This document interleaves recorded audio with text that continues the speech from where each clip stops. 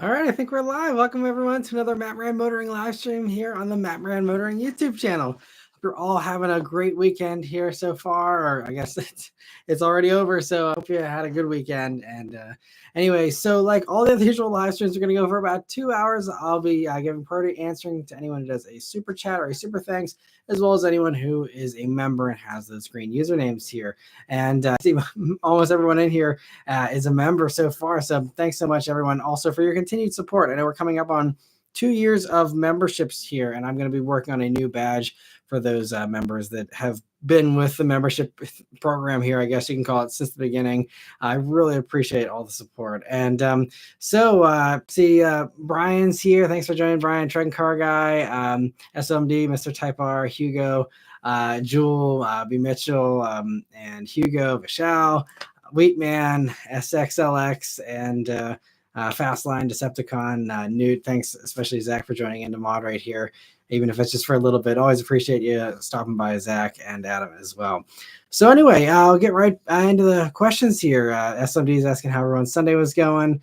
He said he went to church, did grocery shopping, nothing crazy. Yeah, we had a fun day. We actually went to Disney on Ice, family stuff. It was actually really fun. It's obviously not something I'd go to on my own, but it's a very fun thing. Our daughter loved it, and hope you all had a good Sunday too. Basically, Truck and Car Guy said, happened to see a Highland Green S550 Bullet like Matt's at a local park here. Nice. It's always, they're not too common, at least around here. I see one every once in a while, but they are a little more rare, which I think makes it a little more fun. And two, thanks for joining in and for the super chat. He says, welcome to the basement. Yeah, maybe we should just affectionately call these the basement hangouts from now on, because it seems like everyone's really enjoying the basement lore as well. So thanks for joining in too. And let me see. So Hugo says, Matt, you are the guy. I appreciate the support, Hugo. And I see Vishal says what's up as well. And let me see. So Vishal also says, what do you think of keyed ignitions in cars? Should they disappear or should they stick around? It's really personal preference. I think, as far as the safety component, I know some people have kind of, mentioned that in the past, but I think, with these modern keys, they're a lot more secure than in the past. So to me, I think that the key thing is fun, especially going into older cars that have it. It's nostalgic, but personally, I don't miss it. It's not like something that would actively annoy me if I had it, but just the extra convenience of leaving your key in your pocket, not having to mess with it. I actually don't miss the days. I remember the days that I'm annoyed by them, when I had to dig into my pocket and pull my key out if I had my hands full or something.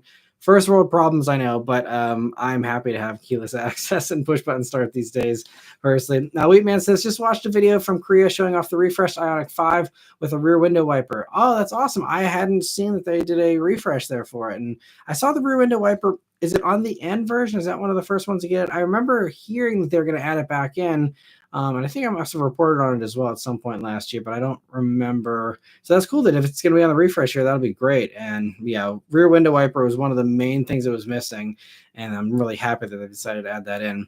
SXLX says, what are you drinking tonight, Miss Maran? Just some water here tonight, some smart water here, keep myself hydrated. And I know this is the 50th live stream here when we've been doing them weekly. So almost an entire year of weekly live streams. And someone asked if I was going to have a drink or something to celebrate, but I'll be sticking with my water here so I don't put my foot in my mouth with too much drinking.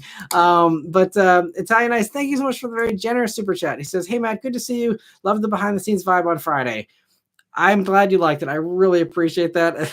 Especially this week, that means more than it usually does, because I got a decent amount of people that were complaining about that live format. And message received. It's not something I plan to continue to do ever unless I'm in a pinch. That was just this past week was crazy. I'm not going to get into the personal specifics of it, but it was either doing that or doing nothing at all for a weekly update. And so I figured that, a very rough amateur, weekly update live was better than nothing at all. In the future, I might just skip a week if it's going to be something like that again, because it seemed like a lot of people just weren't into it and probably would have been rather have not had a weekly update at all. So I think lesson learned there. Just skip a weekly update if it just doesn't work out. It's very, very rare. I really usually bend over backwards to get a weekly update out, regardless of what's going on in my life. But the circumstances just conspired against me this week, and I apologize. It wasn't what everyone usually expects and likes. But I'm glad you liked it, Italian Ice, and I'm glad that there's a few people that did seem to enjoy it, so it wasn't a complete and utter failure, just mostly one, at least in my mind. But thank you so much for the generosity and the kindness. And let me see here. I see Trungar Guy also said I didn't mind it personally. And getting back to the other member questions, SMD also says, would you say it's smart to buy a used Tesla? Well, I mean, I think that it's always hard to time the market as far as when is the best time to buy anything. I think that used EVs are a great bargain right now. I can't say that we've seen the bottom of the values of those though yet. I do think that they will rebound, for a couple of different reasons. But I think that the Tesla thing, that brand, that adds an extra little variable compared to the average other electric EV competitors out there. But I think if you're someone who's been on the sidelines and you've been wanting an EV, I think this is probably about nearly as perfect of a timing as you can get, because I think you have a lot of people sitting on the sidelines waiting for the NACS switch over with the port next year, and we're in first gen battery tech, where I think that these first gen EVs are going to depreciate harder than next future generation EVs will, that are going to be a lot better and more desirable and have less of the hangups and less of the limited market appeal like you have with the current EVs. So I think that this is kind of an outlier what we're seeing right now. I don't think it's going to continue like this for EVs, even though I know they're getting smarter every day and they're getting more and more like disposable electronics and less like actual vehicles. And I can certainly understand and appreciate that concern. But I think that once they get more desirable with the second and third gen EV stuff with better batteries and all that, I think that is going to, and that plus the new charging connector and all that is going to really make those a little more resilient. So I think that this is about as good a time as any to get into a used EV. I think, especially now, there's the you can't get an incentive. I think it's like $4,000 off of a used EV right now and stuff. So there are some perks there as well. So yeah, I think if you can get especially with how Tesla's been hacking the prices down left and right, again, that's not sustainable. Like none of these companies can keep hacking away at these prices like that forever. I think we have kind of seen close to the limit of how much Tesla can cut the pricing of those before it really gets to be a bloodbath as far as profits and earnings and stuff. So I think this is probably one of the better times to get into that or any used EV in my opinion. Great question, SMD. Hugo says, do you think that Ram will ever come out with the Dakota? I think it's too late since other brands are ahead of the game. Yeah, it's really bizarre they've been snoozing on it so much. I mean, there's always been rumors that a new Dakota is coming, and that we've seen spy mules and stuff. I thought for sure we were going to get the Brazilian Rampage, Ram Rampage, as at least something, even if it's just something to bridge the gap until a proper thing comes. I think there was like a hacked up Ram mule that was also spied. It sounds like they're working on stuff. Why it's taking them forever when it would be a huge money printer for them just is a confusing thing for me. I wish I had a good answer, and honestly, in hindsight, it's something I should have really pestered the Ram people about when I was on the Ram drive a couple of weeks ago. But yeah, I don't know what's going on with Dakota, but yeah, it's I don't have a good answer for you there. I would assume if things went logically in my mind, yes, the Dakotas should come at some point because it's a good idea. I can't think of a single argument against it, to be honest. But again, the past, over a decade now has shown that they don't care about being in the mid-sized truck market, or at least not badly enough to, have an offering. So, I think it's anyone's bet at this point. It's really hard to figure that out because it seems like it's been going exactly counterintuitive to what you would expect them to do, to be honest. Francis says, hi, Matt, is the S650 Mustang steering really as bad as people make it out to be? I didn't know people were saying it was bad. It's quicker steering than the S550. That was actually one of the very few things I actually liked better about the S650. I mean, it's that's like one of the key things that makes it an evolution over the S550. I hadn't heard that people didn't like it. I think that's one of the best things about it. So maybe there's something I'm missing there. I mean, I only drove it for a couple of hours, so I'm by no means an expert on S650. So I'm sure people that live with them might have, some complaints or something that I just didn't pick up on. But I personally like the steering. I thought it was good.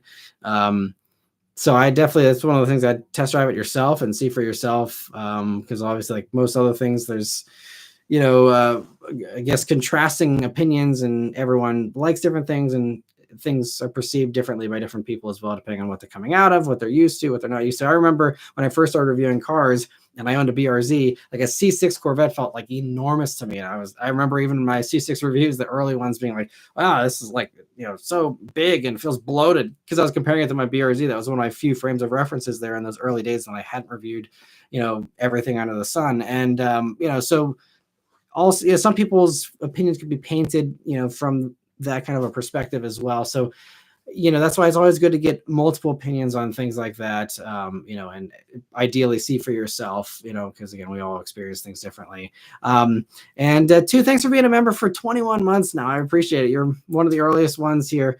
And I really appreciate the support too. He says, sorry I missed last week. I was in protest. Mattis decided to go electric and replace Doug DeHero with an electric heater because it's safer. Yeah, well, and according to the EV misinformation lore, the electric should actually be more dangerous. So, yeah, but Mattis, yeah, I've never, of all the Matt variations, never heard of Mattis before. You might be the first one to come up with that too. You should trademark that. And thanks again for being a member too. Hugo, thanks for being a member for 10 months now. He says, did you see TFL's channel where the Tacoma broke during off-road testing? I did not see that. Yeah, my lack of watching YouTube really shows. I had not heard that. Interesting. I'm curious to know more. Yeah, because I don't know, Tacomas you would think would be pretty robust, so that's pretty surprising. And I'll have to look into that. Thanks for the heads up, Hugo. And a Double Strike says, good evening, Matt. I hope you and the family are doing well. We are. Thanks so much for joining in Double Strike. And hopefully we can figure something out soon to review your Taycan Turbo. I think that's going to be a ton of fun. Trent Car Guy says, I didn't mind it personally for the live weekly update there. So I'm glad you didn't mind it. SMD says, did you spot any awesome cars this week? I don't think I did, honestly. Nothing that jumps out in my mind that I saw this week that was notable. Yeah, but if you guys have any cool spots that you saw this week, definitely leave them in the comments. I'd love to see what everyone else was able to see this week. I see Raphael says he totally enjoyed it, and Wheatman said it was a bonus for him as well. I appreciate it. You guys are very kind. I know it was, again, not ideal, so I really appreciate the kindness. And Italian Ice says, does anyone know if you can gift memberships on iPhone on the iPhone YouTube app? I would assume that they'd allow you to do it on the app as well, but I have no clue. Maybe someone else could chime in there with that. And Michelle says, my neighbor across the street from me has a 2019 BMW 6 Series GT, pretty unique car. They are, yeah, they're pretty rare. And the 6 Series GT, was that still just like the 6 Series 4-door, or is that the blobby thing like the 3 Series GT was? I don't remember personally, but either way, still a very rare car. And I see Dave also has said about Ford taking orders for the charging adapter. Yes, I actually just placed my order for a charging adapter yesterday. I'm behind the game a little bit, so I might get mine later than everybody else. But yeah, it's great that they're now ordering this. They claim it's like a $230 part that they're giving away for free. But I'm just happy to grab one, while they're free here. And yeah, we'll see if I do any road trips in the Mach-E here this year to test it out. Honestly, I had no problems with the charging infrastructure, the past 2 years when I've done short little road trips. But it's nice to have the option, and I use Tesla charging as well if I want to annoy all the Tesla owners by showing up with a non-Tesla. I think there's going to be a lot of drama and beef at those superchargers this year now that they're starting to open that stuff up. I'd like to think human nature would be better than that, but I'm not optimistic for that to actually be a peaceful partnership, in my opinion. And Michelle says, speaking of Dakota, I saw a mid-90s generation Dakota driving around the other day. Pretty neat. Very cool. Yeah, I don't see too many of those. Most of them have all rusted away around here. So that's cool. You got to see one. And two says, "Rip Doug DeHero." Yeah, it's such a shame. Brianna says, "Hi, is a BMW a real threat to Tesla with their electric models?" I have not experienced any of the electric BMWs, so I can't say personally how about as far as the driving experience goes. The BMWs are more expensive than the Teslas. Typically, again, I'm not sure the current discount situation at BMW, but I think that the biggest threat to Tesla is anything that offers CarPlay, anything that has a gauge cluster, and anything that doesn't have a controversial CEO attached to it or founder. So there's, that, I think those are the biggest problems in my mind, at least as far as like that's one of those are the things that kept us out of, a Tesla's, CarPlay was a must have, gauge cluster was a must have. So I think anything else, yeah, if you're someone who cares about that stuff like I do, and I mean, there's a lot of people that do care about CarPlay. Everything else is just going to win by default, including the BMWs. But I'd love to experience the electric BMWs. Just have not had an opportunity, unfortunately. But they seem promising. If the money works out on them, as far as either a lease deal or something like that, I think it could be a very compelling option against the Tesla. Probably better build quality, all that kind of stuff. And SXLX says, "What in the world is a Doug DeHero?" You'll have to ask too that one. It's the brainchild of Tu Chang, so he can give you all the answers there and the backstory. Brianna says, "Do you own an electric vehicle personally?" Yeah, we have a 2022 Mustang Mach-E. It's primarily Beth's car.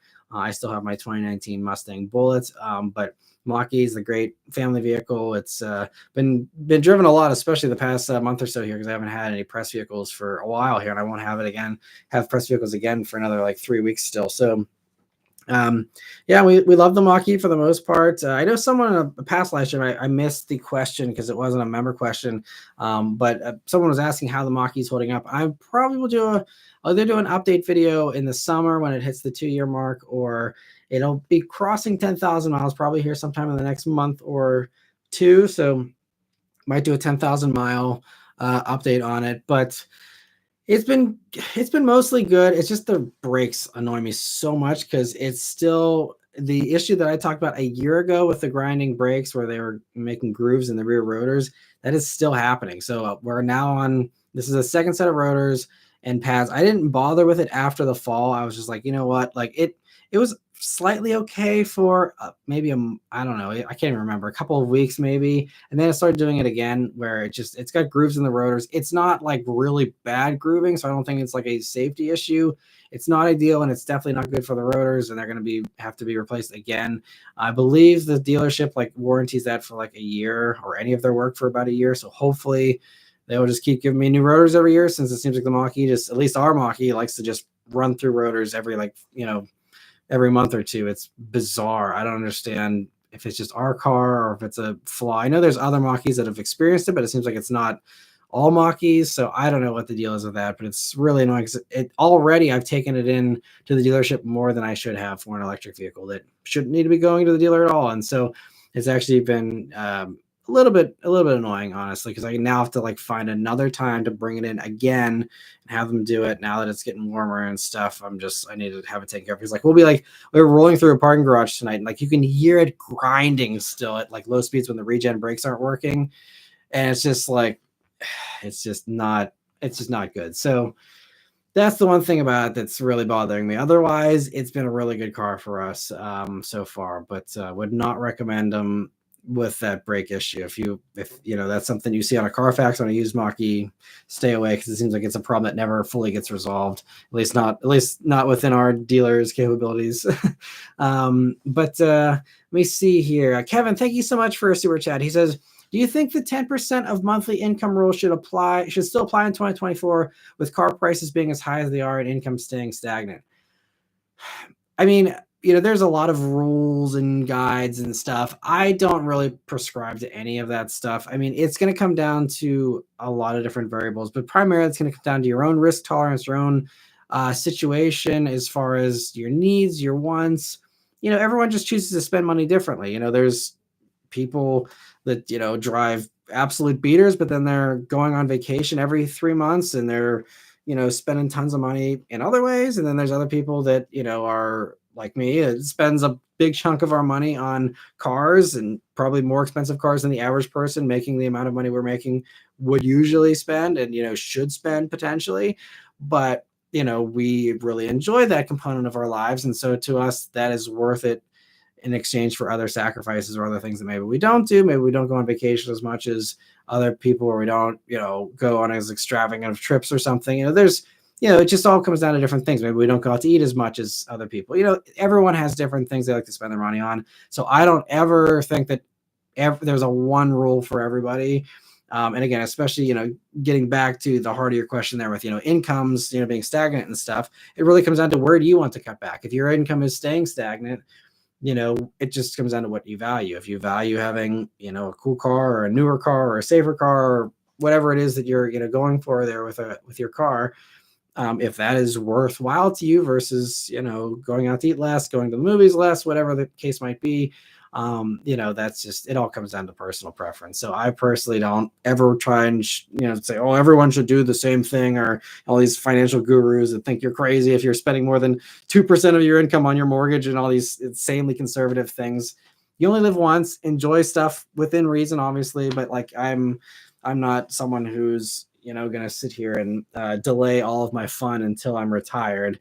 Like, I'm going to spend money now, and even if it means I'm saving less for retirement, who knows if I'm going to make it to retirement? I could drop dead tomorrow. So like, I want to have fun again within reason. I'm not saying go and max out all your credit cards and, go crazy in Vegas or anything, but I'm just, you gotta live your life, And so, whatever makes you happy, I think is what you should do, So that's my personal 2 cents on it. But thank you very much for the super chat. And 2, thank you for double super chats. It says, last super chat for tonight is I'm doing Uber. Question: if SuperDex fan drives for Uber, what would he drive? Pretty sure it'd be something crazy, because some say he only drifts. To be continued below. And he says, always. And his cousin Chris Fix was born with a wrench as a hand. All he knows, he's SuperDex fan. Well, if you're seriously asking my opinion about what I would Uber in if I was actually doing something like that, probably Prius. I think I'd probably just be rocking a Prius, because I love the new Prius is fantastic. It drives so well. Still enough space. It wouldn't be the best experience for passengers, since they made it a little bit tighter, in the back seat there for the new generation. But that would be, because you're getting 50 mpg without even trying, and it's also a good driving experience, super reliable. It's been proven, of course, for a long time. So probably would almost certainly be a Toyota, and probably a Prius or something hybrid for sure. So that would be it. But good luck with the Ubering tonight, and thank you so much too for the generosity, especially while Ubering and stuff. I really, really appreciate it, and hope you have maybe some nice riders tonight, and hopefully no bad drama or anything like that. But if you're talking about old school SuperX fan, he'd probably, of course, be in a WRX, of course. But Raphael, thank you so much for a super chat as well. He says, coming up on 4 years with my TRD, it has barely depreciated. When will electric cars get past the lease only or lose your shirt phase? I think that'll most likely be, in the second or third gen kind of EV stuff, kind of like what I was mentioning earlier. Whenever this stuff quits being so limited with its niche and its market, whenever we're talking about 600-mile EVs that's, recharge in 10 minutes or less, I think that's, going to be a lot more appealing to people. And so therefore they will have a bigger pool to pull from, as far as people who want to buy those, used, and that'll help buoy the prices of those and hold that up. So I think that's when you will see that stuff. I also think, like I mentioned earlier, I think a lot of people are on the fence about the NACS thing. I think once you start seeing used vehicles with the NACS port, or I guess maybe Tesla's potentially should illustrate this, if my theory is correct. But I think, people that are like, okay, well, I have the new port, or I have the port, I can not have to worry going forward. I'm prepared for the future. And that kind of will maybe isolate those or insulate those prices of those used vehicles as well. But obviously, I think it's going to be a while before we get to like that good of depreciation, as far as, Tacoma depreciation, regular depreciation, the Toyotas, all that stuff is very, very slow to depreciate. And, I think, especially with the way those companies do product cycles, where, things last a long time, but they also don't replace them very quickly, there's a lot of other components that go into that, to make those legendary. But compared to like the average depreciation in the market, I think that we'll get pretty close here, with these second and third gen EVs. Anything after 2025, I think will hopefully hold its value slightly better. And especially, I think, as we're hearing 2026 and beyond for these new gen batteries with, 600 miles and all that stuff, I think that's when you really, 2026 is the date I would start thinking about, possibly actually buying an EV if it was something, if you didn't want to lease it for whatever reason. I think that could probably be the time to pull the trigger. Or again, like the used market right now, where you've had most of that depreciation probably be taken out already. I think that's, going to be a pretty safe buy as well. Thank you so much, Raphael, for the super chat as well. And getting back to the member questions here. Let me see, where was I? So, SLD says, I spotted a mint early 90s Bronco. Very nice. I haven't seen one of those in a long time, so good catch there. And Two says, Dr. Hero is the old heat radiator in the basement that we get tied to, allegedly. So there you go. Hugo says, have you been thinking about doing a collab? I don't think I spelled that right, with Straight Pipes or Throttle House, or even with Sophion again. I think that'd be really cool. I'd love to collab with all of them. I've never met the Throttle House guys. Straight Pipes guys are awesome. I was just chatting with Yuri a few days ago, and I'd love to collab with them sometime. And Sophion, I'd love to collab with him too. He's only about 3 hours away. We've talked about it. It's something we'd like to do for sure. No plans or anything. We're all so busy, that doesn't help either. That if we had like some free time, like I don't have anything to post this week, and if we all were like in that same kind of boat, then we could just get more creative. But it's like we're all just trying to keep up with all the press cards we're getting, all the trips that we're on, and trying to have some kind of semblance of a personal life with our significant others and families and friends and all that. That most of us don't have hardly any free time to do all these other fun things we'd like to do. It's just, again, trying to keep up, stay ahead of the treadmill pretty much. I think the way a lot of us feel about it. I mean, Straight Pipe seems like they've kind of reached a higher plane where they can kind of, coast a little bit. They're still working hard, but, they're not doing 60-hour work weeks. Like I'm sure a lot of us that are especially, smaller crews and stuff have to do. And Trent Car Guy says, a couple weeks ago, Ferrari 599 stopped by my work. Very nice. I haven't seen one of those actually in a good while either. They always sound so good. That's awesome. Let me see. Vishal says, yes, it's the weird blobby thing, like the 3 Series GT. I've gone in it before. It's surprisingly big inside. Okay, yeah, I get what you're saying. So that 6 Series GT thing was it kind of based on a 5 Series? And it was just like, yeah, I know what you're talking about now. Wow, yeah, I completely forgot that car existed. That was only the 2019. So yeah, they got to be super rare. I wonder if that kind of stuff will ever be valuable, or if it's just gonna be like the rare, but like no one wants it anyway kind of things. I don't know. I see TFI says Tesla charging station Fight Club. Yeah. I mean, again, I hope it all goes well, but I think that's going to be pretty accurate probably. So MD says, I remember the Dakota RT had a 5.9 liter V8. I believe that's what it was. Yeah. And there's actually someone who owns one that has offered it to me here in Pittsburgh. It's just they're only available on weekends, and so I'm hoping to maybe find a weekend where I can film it at some point here this year. But I usually try and keep weekends free to hang with the family and not try and have work bleed over into every day of the week. But I'm hoping to review a Dakota RT at some point here. Double Strike says, I'm very curious to see how the Porsche, Volkswagen, Audi handle the NACS adapters. I'm fully expecting them to screw the pooch somehow. Yeah, it's going to be interesting to see even how it works with the Mach-E and stuff. I'm hoping everything works. The thing that makes me nervous about the Tesla chargers is there is no screens. Like if your app isn't working, then it's not going to work. So, at least with the Electrify America and all those other stations, you have a little bit of info there with the screen, even if your app's not communicating. You can still kind of do it the old school way with a pump, which you can't do with the Tesla stuff. So, it'll be interesting to see how that plays out. Hugo says Dakota TRX. That would be awesome. I'm gonna miss the TRX.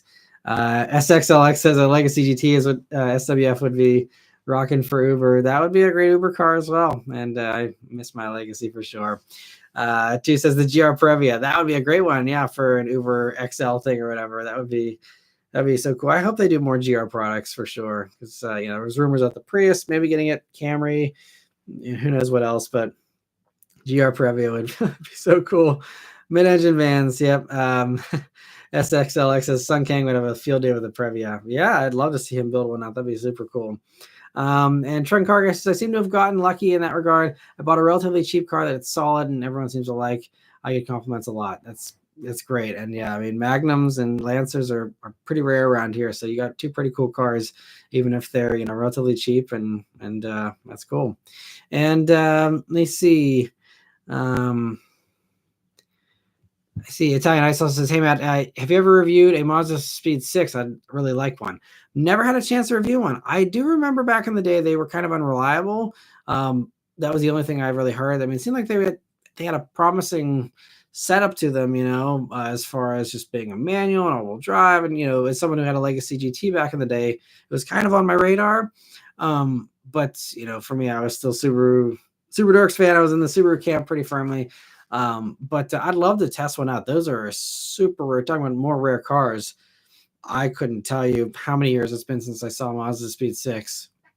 At least 5 years. I mean, it's a long time ago since I've seen a Mazda Speed 6. It's a shame I don't think they made very many of them, but it seems like even the few they made have all just evaporated.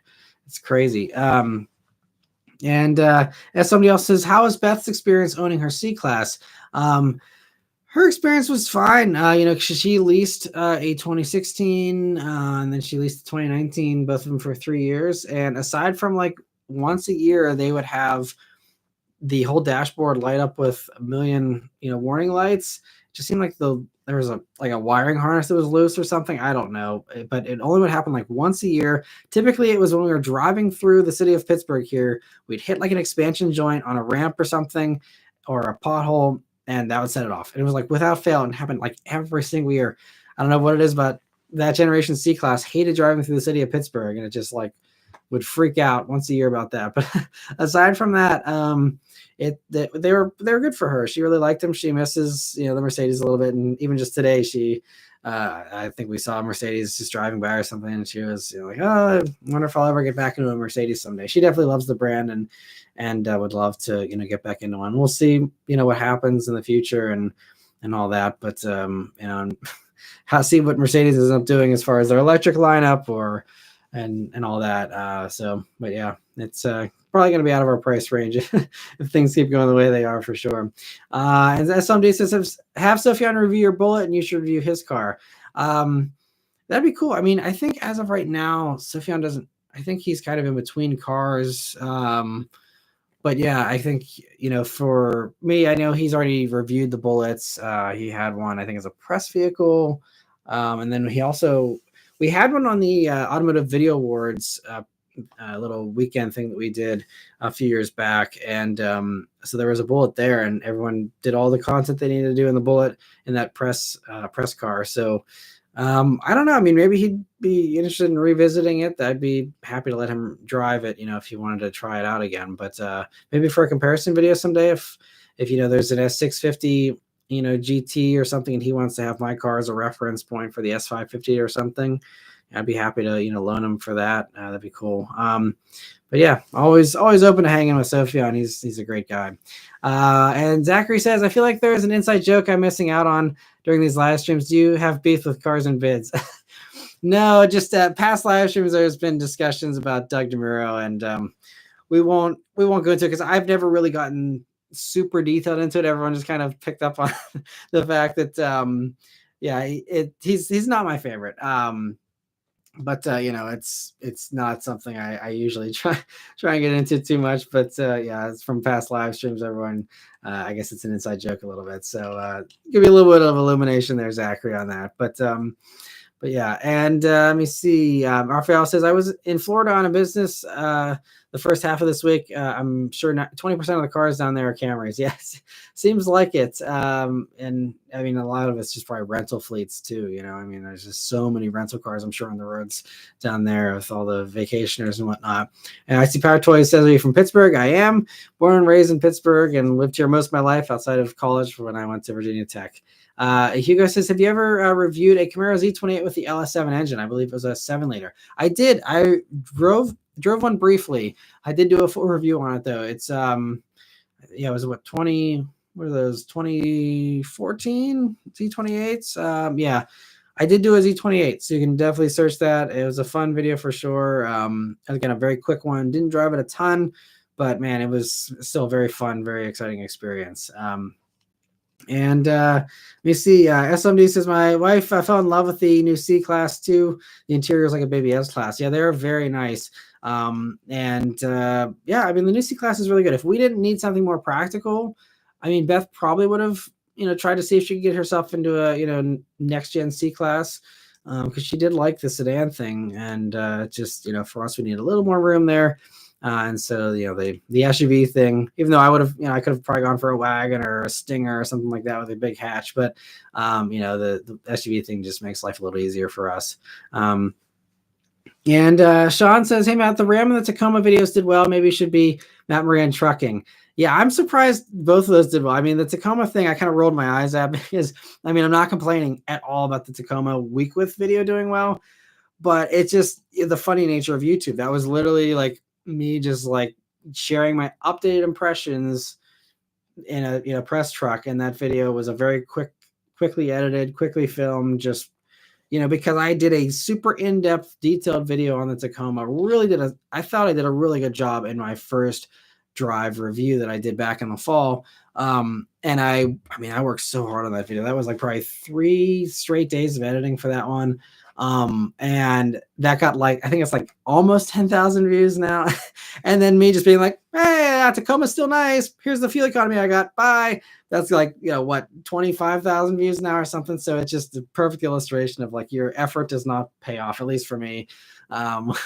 With the amount of editing time that I put into it, it seems like it's almost the exact opposite. But I am very grateful that one did well. The Ram was also a surprise. I'm actually really surprised. And I can't figure out why, aside from the fact my video was a little shorter than most of the others. I'm guessing that's just helping it to perform better in the search rankings there. But I was also surprised for that because, I mean, to be totally honest, I'm not a truck guy. And I do feel like I'm slightly out of my element when I review trucks. They're obviously massive sellers, so I can't just ignore them. Or at least it wouldn't be smart to if I'm really trying to, give myself every opportunity for growth. And so I review them. I mean, the Ram was genuinely fun with the Hurricane motor and stuff. So, I mean, it's not like it's something I don't enjoy reviewing. It's just more of a challenge because it's, again, people want me to get into, well, how does it feel when you're towing, or, what are the widgets and the this and that when you're off-roading? And that's out of my, knowledge level, I guess. And so, there's some of that for sure, but I'm glad that, some of the recent truck videos have done well. We'll see how future ones do. It's always kind of a, crapshoot there with those, but yeah, thanks for the compliment there, Sean. I'm glad that, you enjoyed the truck videos and that they've done well. It's just the nature of YouTube. You never know. Hugo says, Sophion used to live in Dumfries, Virginia. He reviewed a car that's near my route. Nice. That's awesome. Yeah. And now he's in PA here, and seems like he's really enjoying it. And we see, Two says, what was Beth clears throat? Mattis' reaction to me revealing her secret a few weeks ago. Sorry, I don't want to get yelled at by the karate chop guy to put some respect on her name again.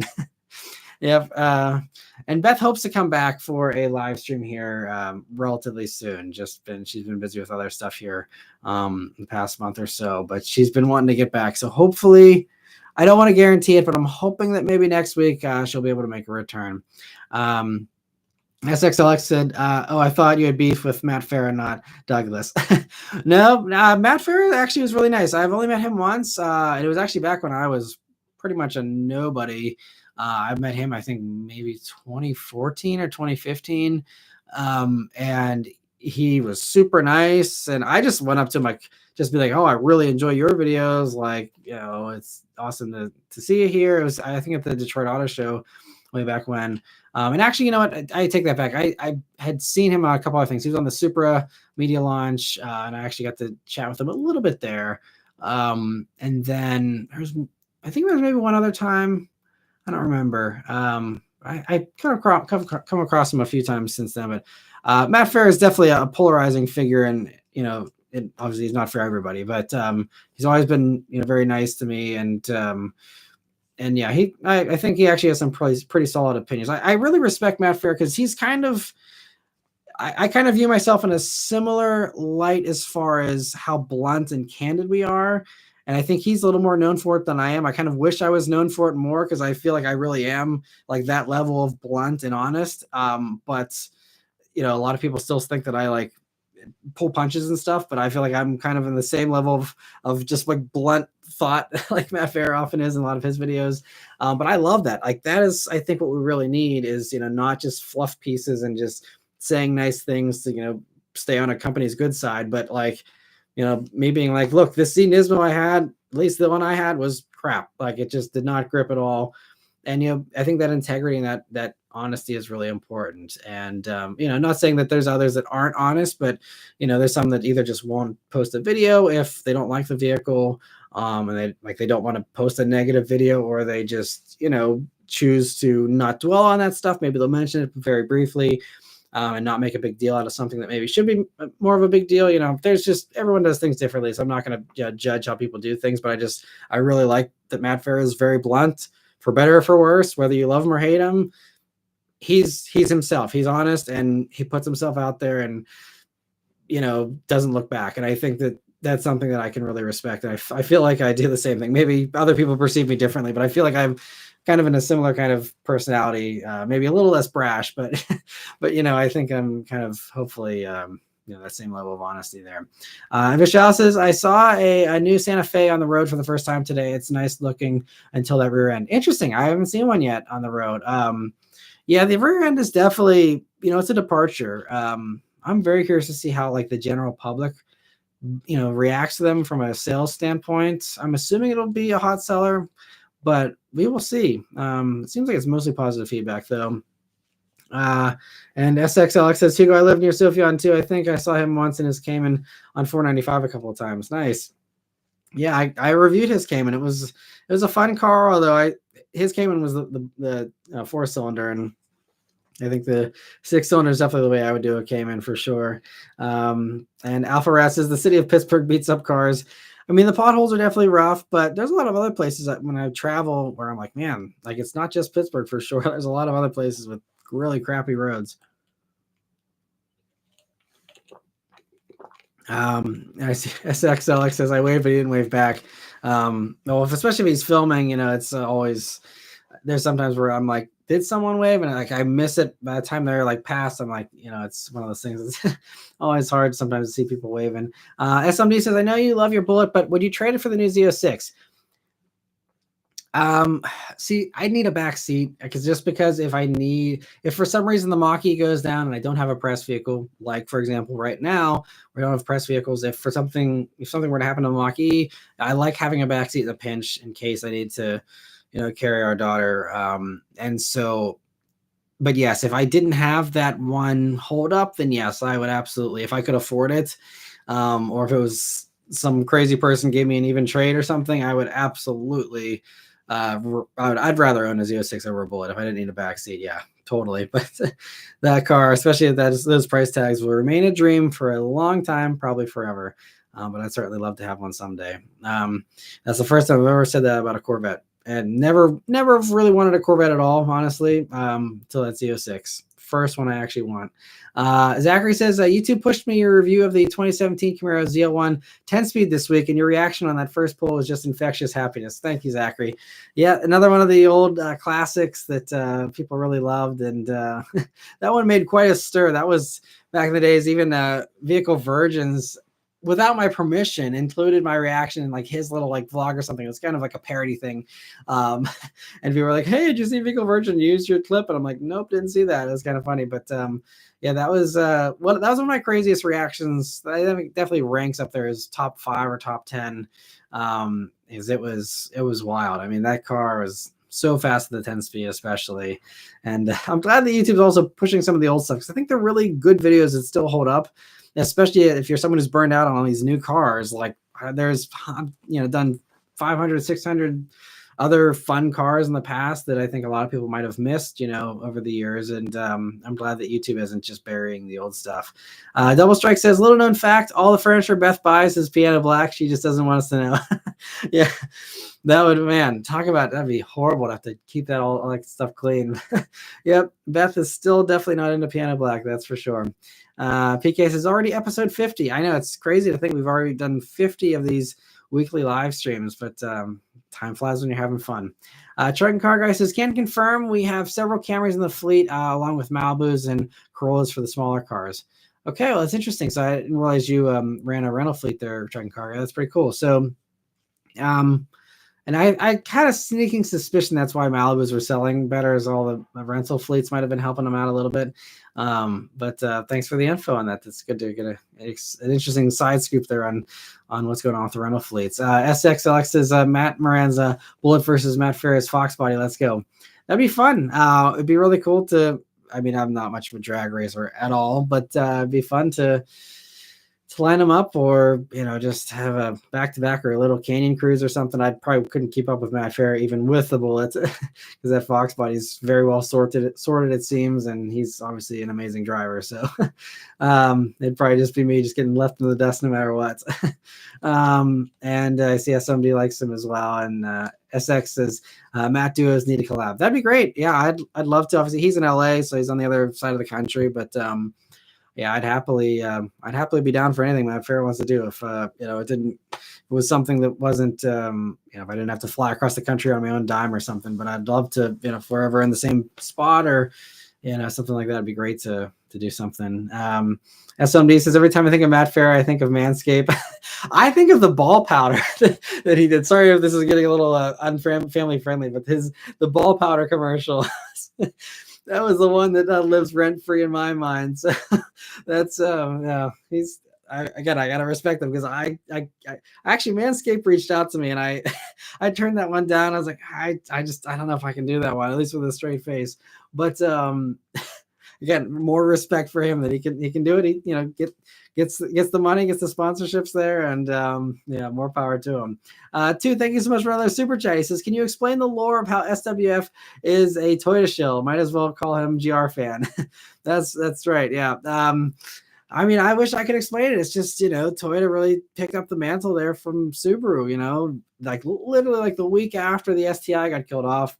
Toyota's like, here's the GR Corolla. It could not have been timed better. And I actually talked to Toyota PR people about that. I'm like, did you guys know, or was this like a reactionary thing as far as your timing of this announcement or what? And they're like, we had no clue. We were always planning on this. It just perfectly worked out. So it was really funny, but and when I drove the GR Corolla, it's really the best spiritual successor to the STI. It feels more like a WRX than the current WRX does, in my opinion. And it's just, yeah. See, man, you just bring up Toyota to it. I just get all hot and bothered, and I just want to go on a rant about how much I love Toyota again. So I wish I was a shill. Man, life would be a whole lot easier if car companies paid me, at least as far as my financial aspect goes. It'd be a whole lot easier to keep the channel going if I was getting big checks from car companies, like some of the haters like to think that happens. It does not happen. I don't think it happens for anybody. It certainly doesn't happen for me or anyone I know. But yeah, and Toyota's just they do a great job, and they're easy to recommend too whenever it comes to personal friends and family.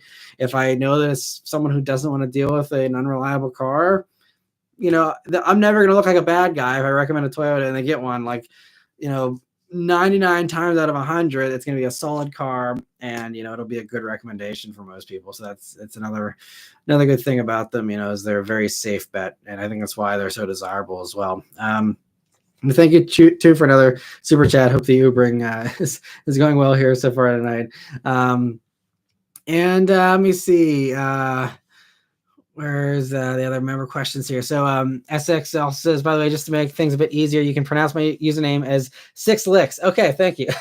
I feel like spelling out the SXLX might tire you out by the end of the night. All good. Yeah, I appreciate it. I'll keep that in mind for the future. SLMD says, one of my favorite reviews of yours was the S2000s as the reactions to VTech were awesome. Yeah, I mean, it's just because VTech was just so awesome, and man, I missed it. Those S2000s are such magical vehicles, and glad you like those ones. It's been a fun ride these past, what is it now, 11 12 years almost of reviews. And Hugo says, I remember this face. Yeah, and that face actually from that little emoji thing that I made, that was actually from the Yenko Camaro, which was another fun one, by the way. If you enjoyed the ZL1, if you haven't seen the Yenko video, 800 horsepower in a regular Camaro without all the other enhancements of the ZL1 is even wilder, and that was fun. So check that one out if you yeah, that one wasn't a full review. I think it was just a quick drive. So just type in quick drive Yenko, and you will see the origin of that face from the little emoji there. Michelle says, I may have asked this before, but do you think the Jetta will get a facelift for 2025 or carry on as is? I may be buying in the next 6 months. Curious if you've seen anything about it. I haven't seen anything about it, and I honestly don't know what to expect for Jetta, because Volkswagen always, because of Europe, we always get a good preview about what's coming for Golf and stuff, just because of, Europe's usually ahead of us by a few months or more. Jetta though isn't, so it's kind of a different, separate thing, and I just don't know. I don't know. My guess, I mean, again, I'm just going out on a limb here, so don't take this, as anything credible. But I mean, what I should assume is that, everyone else is just giving their stuff refreshes. The Jetta just got its little tweaks, I think, last year, right? Where it got, a little slightly different bumper and, minor little tweaks. I would have a hard time believing that that would only last a year. So I think that if you're worried about a new Jetta coming out sometime in the next few months, you're probably safe. Again, hopefully, but I haven't heard anything. I haven't heard any rumors. I haven't, and I will of course report that in the weekly update if I do hear anything about that. But I can't imagine Jetta's going away, but I also can't imagine it's getting anything super new or earth-shattering. The only thing I could say is maybe they will try and update the interior to, since they're really keen on putting that big new infotainment system and everything. And I think the Jetta's probably the last or one of the last with the old gen infotainment software and all that. So maybe they got, an itch to get that sorted out and, get that up to speed with everything else in the Volkswagen lineup. So if you are someone who wants bigger screens, from the center there, that is, I mean, I'm just spitballing here. I have no clue, but I mean, that could be the only thing I could see as far as them having a driver to be like, oh, we got to, do something new with the Jetta just because they want to bring it in line with everything else. But aside from that, I can't imagine them dropping the Jetta or doing anything significant with it. Yeah. The only thing I could see is maybe I could see them dropping the manual for this coming model year because we're seeing it drop out of the Golf. And it probably doesn't make sense to just keep it around in the Jetta because nothing else has it at this point. So that would be the big thing and I think I'm pretty confident that that's probably going to happen. Again, I haven't heard anything, but just, reading between the lines here and considering how supply chains work and stuff, I would say that this 2024 model year is probably the last one to get a manual Jetta, especially the manual base one, but probably also for the GLI. So, if you're going for a GLI version of the Jetta, then that, maybe, or if you're going for the manual regular Jetta, this might be the last chance to get that stick. But yeah, aside from that, maybe the new screen, but even that, I feel like they may just let the Jetta just, get by for another year or two without it. I don't know, but those are the only two things I can see on the horizon. Hopefully it helps you a little bit, Michelle. I wish I had a better answer, and I will certainly, like I said, stay tuned to the weekly updates if anything, comes up, or feel free to keep asking in the future in case you don't watch the weekly updates. I'm more than happy to let you know then, but I have not heard anything myself. And let me see, SMD, I just reloaded the questions here. Hold on one second. Said, let's turn on to this back row. There you go. I'm glad to see the little emojis getting a little bit of usage, and I can do more of those if you guys once. I'm not sure. That was just something YouTube, when I set up the memberships, was like, do these little things. And I don't know. I mean, if you guys enjoy them, I'm happy to try and find more to do. But maybe one with a whiskey glass, maybe that could be like a fun thing, or maybe just a whiskey glass. Doesn't have to have me in it, but just maybe I can come up with a little whiskey emoji to put on there if that doesn't upset YouTube too much. Trucking Car Guy says, "Oh, we have some crappy roads here in Arizona, along with lots of construction." Yeah, same here. And I think, there's gonna be a lot of places you're going to see a lot of construction, especially with the infrastructure bill and stuff, bringing up, getting these bridges finally updated and all that kind of stuff. I think we're going to see a lot more construction than even usual here, probably this year. And Six Licks says, I still remember the time you did your first red line pull in your freshly broken in 2013 BRZ. How time flies. I bought two 86s because of you, as well as the new G86. Well, thank you. I appreciate that. I'm glad that they hopefully treated you well, and you're enjoying them. And yeah, it's been a fun ride. Thank you and everyone that's been riding along all these years. It just blows my mind, and I'm just very, very grateful for all the support, and it really helps to keep me motivated as well, because it's not like it's just casual viewers coming and going. I mean, there's certainly lots of that as well, but knowing that I'm putting out videos to old friends that I've been hanging with here for over a decade, it's mind-blowing. I'd really love to someday, I mean, there's no logical way this would ever happen, but I would love to do like an actual countrywide meet and greet. Like if there was ever some car event that every enthusiast in the country wanted to go to, or something where I could do a side thing where I knew most of you would be there. I would love to have a giant meetup and really get a chance to meet up with everyone that's been riding along all these years with the videos. It would be so cool to meet all of you, and actually have a proper whiskey together, or your drink of choice, and and just talk cars in person someday. Would be cool.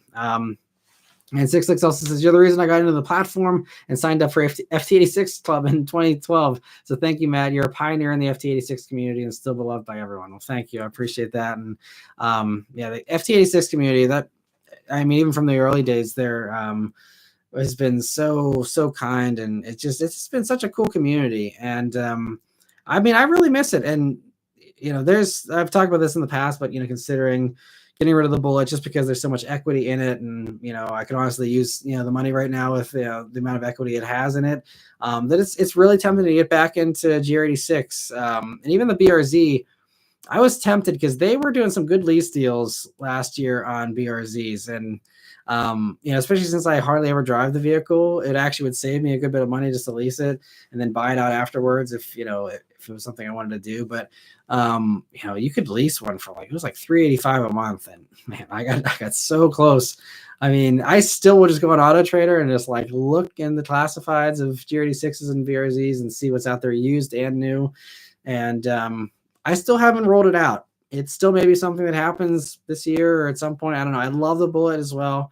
But yeah, it's really man, I've been so torn ever since the new GR86 and BRZ came out, because they're so good, and they basically fix almost all of the complaints that I had with the first generation. So yeah, we'll see what happens. This year will be interesting for sure. And as somebody says, it was the ball powder commercial, not the Manscaped one, but yeah, the ball powder was legendary. Or the commercial was. Haven't personally tried it, but the commercial was legendary. PK says, I have a friend who wants an Ascent. Is it a good buy? I said get something else, but he is adamant.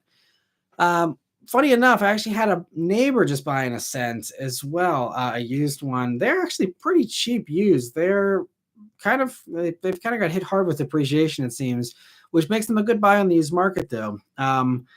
So if we're talking used, I could see the value there compared to a used Telluride, used Palisade, Pilot, something like that, which haven't depreciated as fast. And in something like that, I could say that the Ascent shortcomings could make more sense. But if we're talking new, especially, I haven't reviewed an Ascent in a while, because part of it is just my last Ascent review didn't do very well. It wasn't the most amazing video, if I'm honest, but it was I just wasn't in love with the Ascent anyway. And I was like, yep, I did one video on that. I said my piece on it. I don't need to revisit it because the Ascent isn't one of my top favorites in that segment whatsoever. It comes down to what your friend is into, but I'm trying to find an angle for the Ascent. And outside of just the fact that it is slightly lower priced than most of the other competitors these days, if you're super price sensitive, then maybe, but even then, like the Volkswagen Atlas is actually the best value in my opinion, as far as if you're going for like a base trim 3-row SUV. I think the Atlas is pretty solid, and also better as far as powertrain, as far as just the setup and stuff. I mean, the Subaru might be more reliable in the long term, but as far as like powertrain calibration, the amount of punch you get with the 2-liter and the Volkswagen, it's actually still better than the 2.4. But I mean, yeah, I mean, for me, Ascent, there's just no justification. If you want one of the best SUVs in the 3-row segment, especially these days, I just say get a Highlander, or Toyota Grand Highlander, because it's a Toyota. It's going to run forever. It's the biggest thing in the segment. It's got all the tech. It drives great. There's really no shortcomings, honestly, about it. You can get it with a hybrid if you want. You can get it with a ton of power. You can get it with just a regular motor, depending on what you care about. It just kind of seems to fit everyone pretty perfectly. And there's a couple of neighbors that also got Grand Highlanders as well around here. They're popping up everywhere. But I mean, I'd go Grand Highlander. I'd go Telluride, Palisade, Pilot. I mean, I feel like I'd pick almost everything before the Ascent personally. I mean, it's not horrible or anything, but there's just a lot of really good stuff in that segment. And the Subaru is also one of the oldest ones out there currently as well, as far as the generations goes. Everyone else is mostly on their new generations, or they came out after the Ascent. The Ascent's it's now currently the oldest thing in the Subaru lineup. Now the new Forester was just debuted a couple months ago. So Ascent is probably going to be up next. And also, it's another thing for your friend if he's buying new, if he does want something that's the newest thing out there. My bet and my guess is we will see a new Ascent either at the New York Auto Show or sometime fairly soon. I don't know if 2024 is the last model year for it, but it seems like, that is the oldest thing in the lineup currently for Subaru. And it's one of the most important things in the lineup, I think, currently, in my opinion, at least, even though it's not the top seller or anything. But I think that Ascent isn't going to just, languish. I think they're going to update it. And so I'm assuming we'll see a new Ascent this year. I don't think we've seen any spy pics yet, but it's got to be coming soon. So that's the only thing I can add about that. But yeah. For whatever it's worth, I wouldn't go Ascent either if I was shopping in that segment. SMD says, can we all agree that the Subaru BRZ should be offered with the WRX engine? It would be awesome. Boxer engine sounds so good. That would be great. And I've talked with GR86 folks about, the turbo motor in there. And as far as, the WRX motor, supposedly it's just not possible because that turbo is mounted on the bottom of the motor there pretty much. And it's just with a vehicle that low, like the GR86 and the BRZ, there's just, like they said, basically they'd have to raise the firewall, tweak everything. So then you have to raise the seating position so that you're not, looking up over a dashboard that's, this giant thing above you. So it's, there's no way, at least as far as OEM standards goes. Apparently, people have swapped WRX motors into BRZ, so it can be done. But for some reason, that just doesn't pass the quality testing, at least internally, at least from what I've heard. Could be wrong. Maybe they're, spinning a yarn for me there, but I don't know. It just seems like that's, it seems like they've considered it or they've looked into it. It's not feasible, I don't think. And this, I think, why we're seeing, there was a rumor that the GR Corolla motor could potentially go on the GR86 or maybe for a next gen GR86 or something like that. So, I think that really illustrates that, not only they want to give it more power, but they're so desperate to give it more power, they're even going to give up on the Boxer thing possibly just to, get something more powerful in there with something. It's got to be something small, and I think that 3-cylinder, I guess, is small enough that maybe that would work. I don't know, but it'd be great to see though. I hope it'd be fun. I mean, honestly though, again, with a new motor, I don't think it needs a ton more power personally, but I wouldn't complain about more power either. It'd be a fun, different take on the BRZ and the GR86. And Brian says the GT350 video is my favorite video of yours. I'm glad you liked it, Brian. That was another fun one, especially my first GT350 review. First time experiencing that motor. That was a fun one. I actually that acceleration reaction I even used I did like a panel at SEMA one year, and that was like my intro thing to what are they like, your like intro song whenever you're coming out for sports and stuff. Like that was my like thing, was like my GT350 reaction was my little intro before I was on stage there. It was kind of funny, but that was another very good one. And let me see. Shredding Car Guy says, I also tend to recommend Toyotas or Hondas as a reliable car. I just had bad luck with my '09 Corolla. That's surprising, yeah, because I feel like an '09 Corolla should be bulletproof, so that's crazy. But yeah, always a good recommendation, I think. And Vishal says, thanks for the input. I'm not worried about having the latest thing. I'd just be more happy with the current one. I think the last major update I got in 2022 when they put the 1.5 motor in it.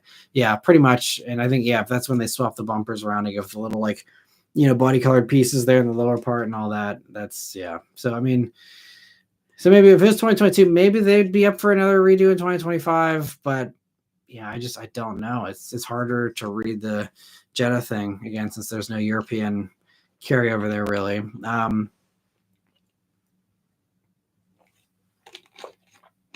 And Double Strike says emojis are awesome. I definitely vote for more of them. All right, well, yeah. If anyone would like more, that'd be great. We could, I think a whiskey glass would probably be the next one for sure that I would do. Raphael says matches invented car Woodstock. Love it. That would be cool. Yeah, I mean, I'm sure. I mean, I guess there is some stuff that's kind of trying to be like that with like Fuel Fest that Cody Walker and others are doing, and there are some cool things like that. Just trying to do like a one thing that just had like everybody would be really cool. I guess SEMA's kind of that. And I've done meetups at SEMA before and have been able to meet some cool people there. But it's just, maybe it'd just be like more like a tour. Maybe a tour would be the better way to like be able to meet everyone eventually.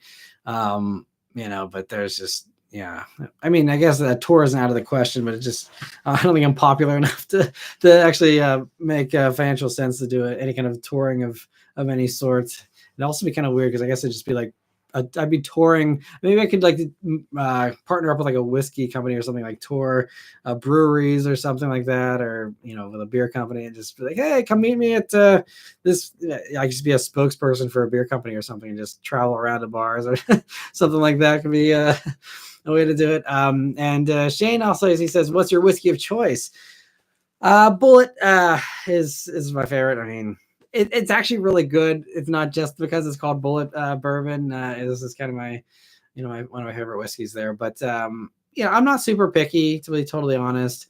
I like most of the stuff that's out there. It doesn't have to be anything fancy. I'm pretty easygoing. I'm trying to think of any stuff that I genuinely like really don't like. But yeah, can't think of anything honestly. Most of them are pretty good to me. Hugo says, let's do a meet and greet at your house. I'll bring the food and drinks. My house is not big enough. Even if I was very unpopular and only 5 people showed up. I mean, it's not like our house is that small, but don't think I could pull off a huge party here. that'd be interesting for sure. And Six Lick says, the crazy thing is the FT86 community is still more alive than ever, and it's still growing. Also, most of the original forum guys stayed on the platform, even those who bought other cars never left. That's awesome. It's funny because, is it FT86club.com? Because I feel like I go on there every once in a while to kind of try and see what's up with, like, if there's people complaining about like the, oil issues last year and things like that.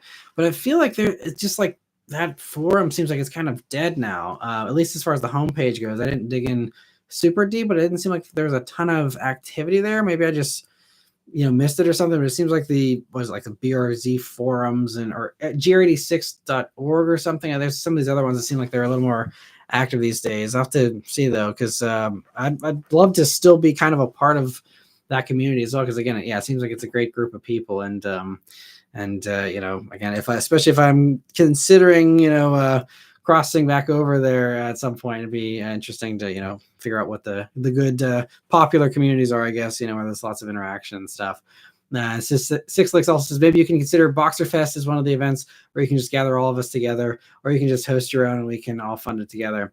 Well, I mean, I definitely want to be something that I would be taking care of as far as the funding. But I mean, I think Subi Fest, would have been something to do, especially before I did the name change. But these days, I mean, as most people know, I'm not a huge Subaru, especially Subaru Works fan. I mean, I the new WRX is fine. But I've just been pulling my hair out at Subaru's decisions, and just the styling of everything coming out, and just the way they've chosen to do things. Subaru is honestly kind of disappointing a lot of the times for me, with the exception of the BRZ and WRX is still fine, but the STI getting killed was a bummer. The TR and the TS, with the BRZ and the TS, I get it. It's just the Brembo package pretty much. But just why they use the TS branding for that, why they're bringing the TR thing back for the WRX. It's just, again, I'm fine with offering a Brembo package, but trying to do all these other things just seems a little odd. But yeah, so I'm sure if I showed up at Subi Fest, I don't know. Subaru doesn't hate me, but I feel like there'd be some people that'd be like, "Oh, you said the new WRX was ugly," and just be annoyed or something. I don't know. So I don't know if I'd want to venture into a Boxer Fest. I also don't vape, so I feel like that whole again, it's a stereotype, I know, but I just feel like the WRX community, as a whole, stereotypically, is just kind of something I've kind of moved on from. It's not really my personality anymore, and it's just. I see a lot of WRXs around here, and a lot of them are modded in ways that I personally wouldn't choose to do, but I miss the days of, that there's a lot more, and it was just like people were wanting like JDM parts and just, it was a little bit, well, I don't know. I'm probably just like going out into the left field here, but yeah, I feel like it was a little more nerdy, I guess, back in the early days, if that makes sense. And there wasn't, I don't know, I just know personally, at least in the Pittsburgh scene here with the WRX, I used to go, there used to be like a weekly meetup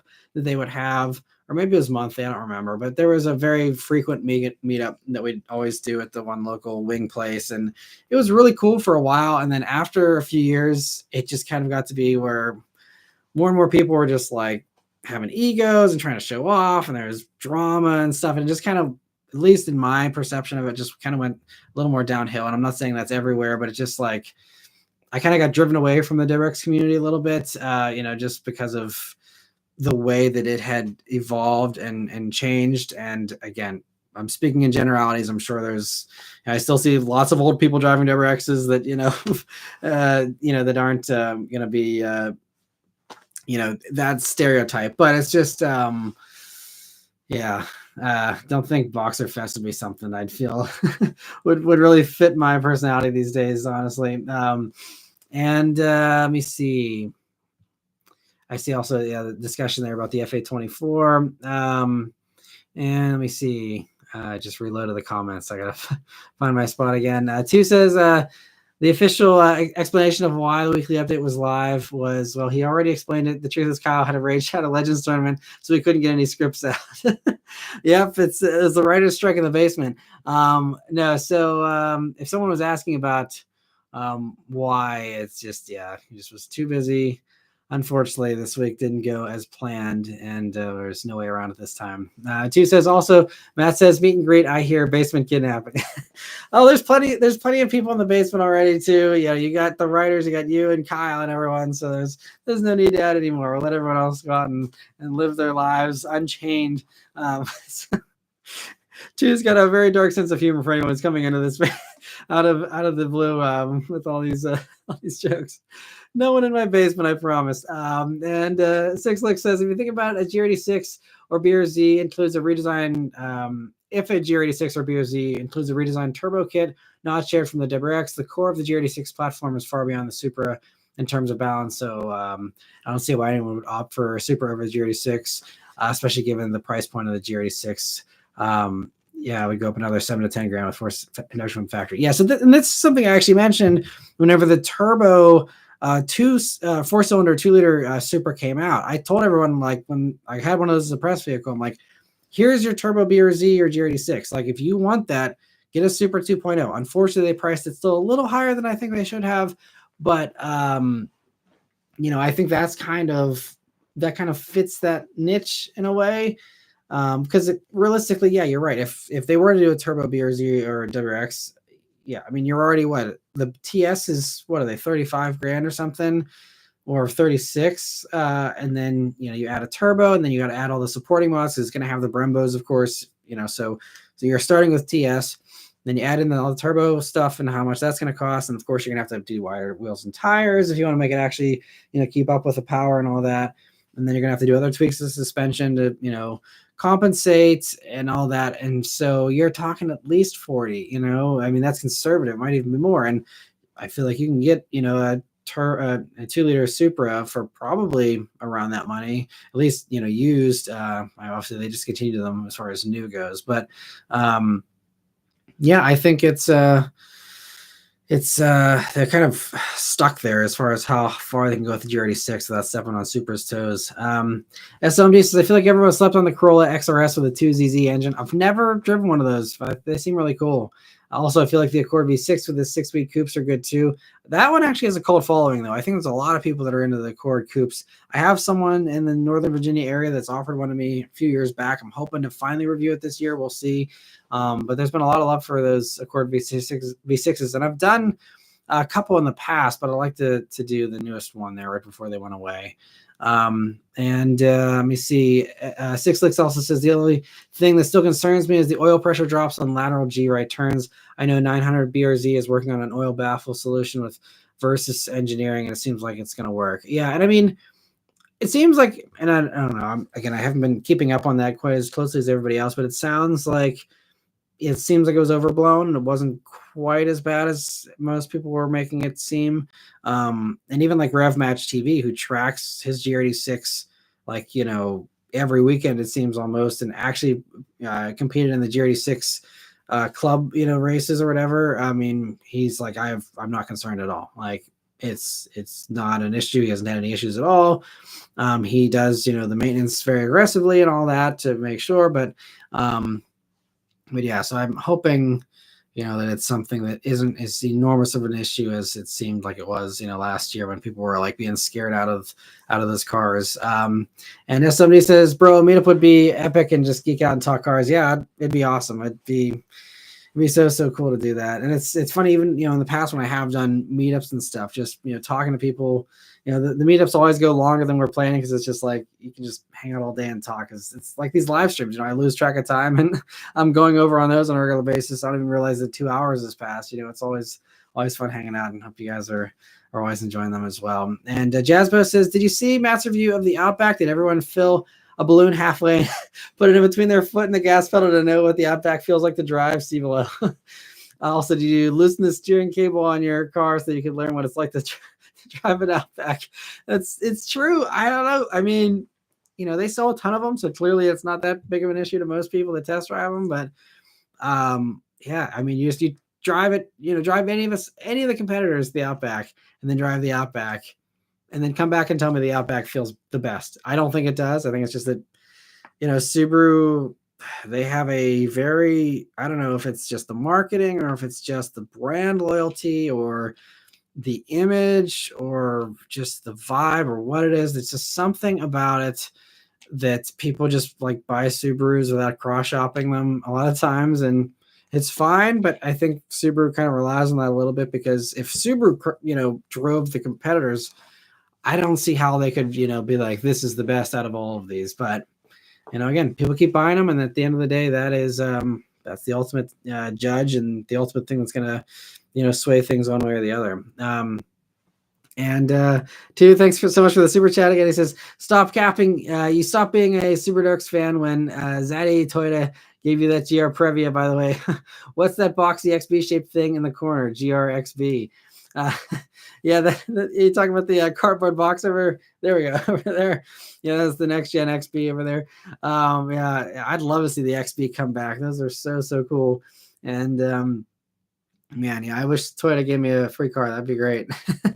Or even like a long-term loaner would be fun. Just be like, hey, like, you know what? Just to do a really good test, why don't we just send a GR86 for a year, and I'll do an in-depth, ownership review and I mean, some people actually do get long-term testers, but it's very, very rare, it seems, without buying them. But thanks so much, Steve, for another super chat there. And let me see. Where was I? So Six Lick says that Jerry Six Beer Z community is still filled with purists that know what you're talking about, Matt. We don't associate ourselves with the vape degenerates. Well, you said it, not me. I mean, again, everyone likes something different. Not judging anyone who vapes, but also those biweekly and monthly meetups are still a thing. Okay, well, that's good. That's good to hear.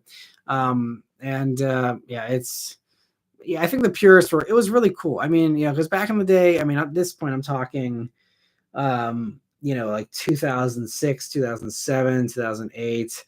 Like back then it was still like people on their laptops in the parking lot, like playing around with tunes and like helping each other with like, oh, like I know your car's not running that great. Let's like sit here and like, hash it out over some wings. And, it was just like, it was a very just like supportive. Again, I'm not trying to talk in past tense like it isn't like this anymore because I have no clue what it's really like now. But like, it was just a very, very like just cool community and like fairly close knit for the large amount of cars that it was. I mean, there's at least 20 or 30 cars that showed up every other week or whatever it was. And that was really, one of my first experiences with car community as well, because I had just got my license in, in 2006. It was just kind of learning what being an enthusiast really was like and what it was about and what it could be like, and I think it was a really cool thing to kind of grow up in those early years of, the Deborah X's and stuff. Again, it wasn't that early because again, 2002 or 2001, they were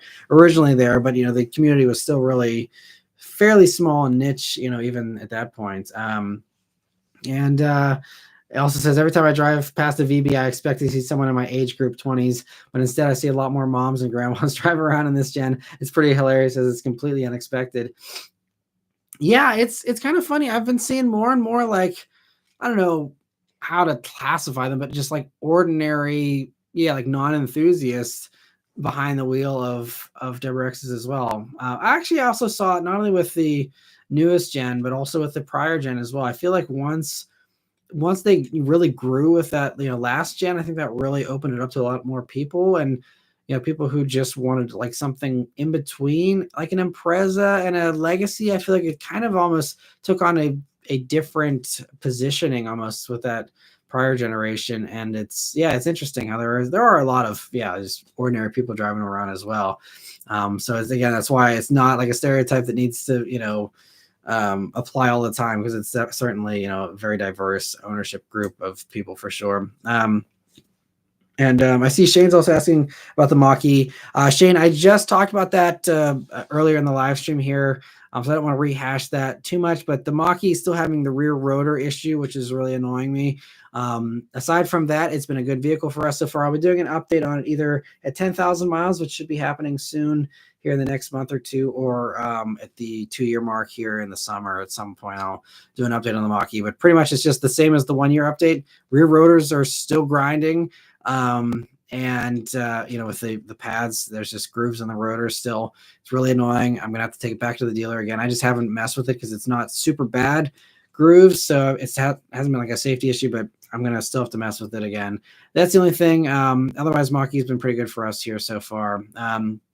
It says, love the weekly live update. Great stuff. I'm glad you liked it, as well. Like I mentioned early in the live stream here, a lot of people did not. So I will not be doing that again. It was just a necessity because it was either that or nothing for this week, the way Thursday went for me. So, I will be trying. And I'm going to have to see. There's going to be another one here this month where I probably won't be able to get a weekly update done just because I'm going to be on a little family vacation for a few days, and it's going to be over Thursday and Friday. So I will figure it out. I'm going to see if I either can just pull it off in the evenings that week, or if I can, because I don't want to try the live thing again, because again, that did not go over very well if you look at the comments. So I'm just going to probably either just skip it, and I'll give you a heads up whenever that will be.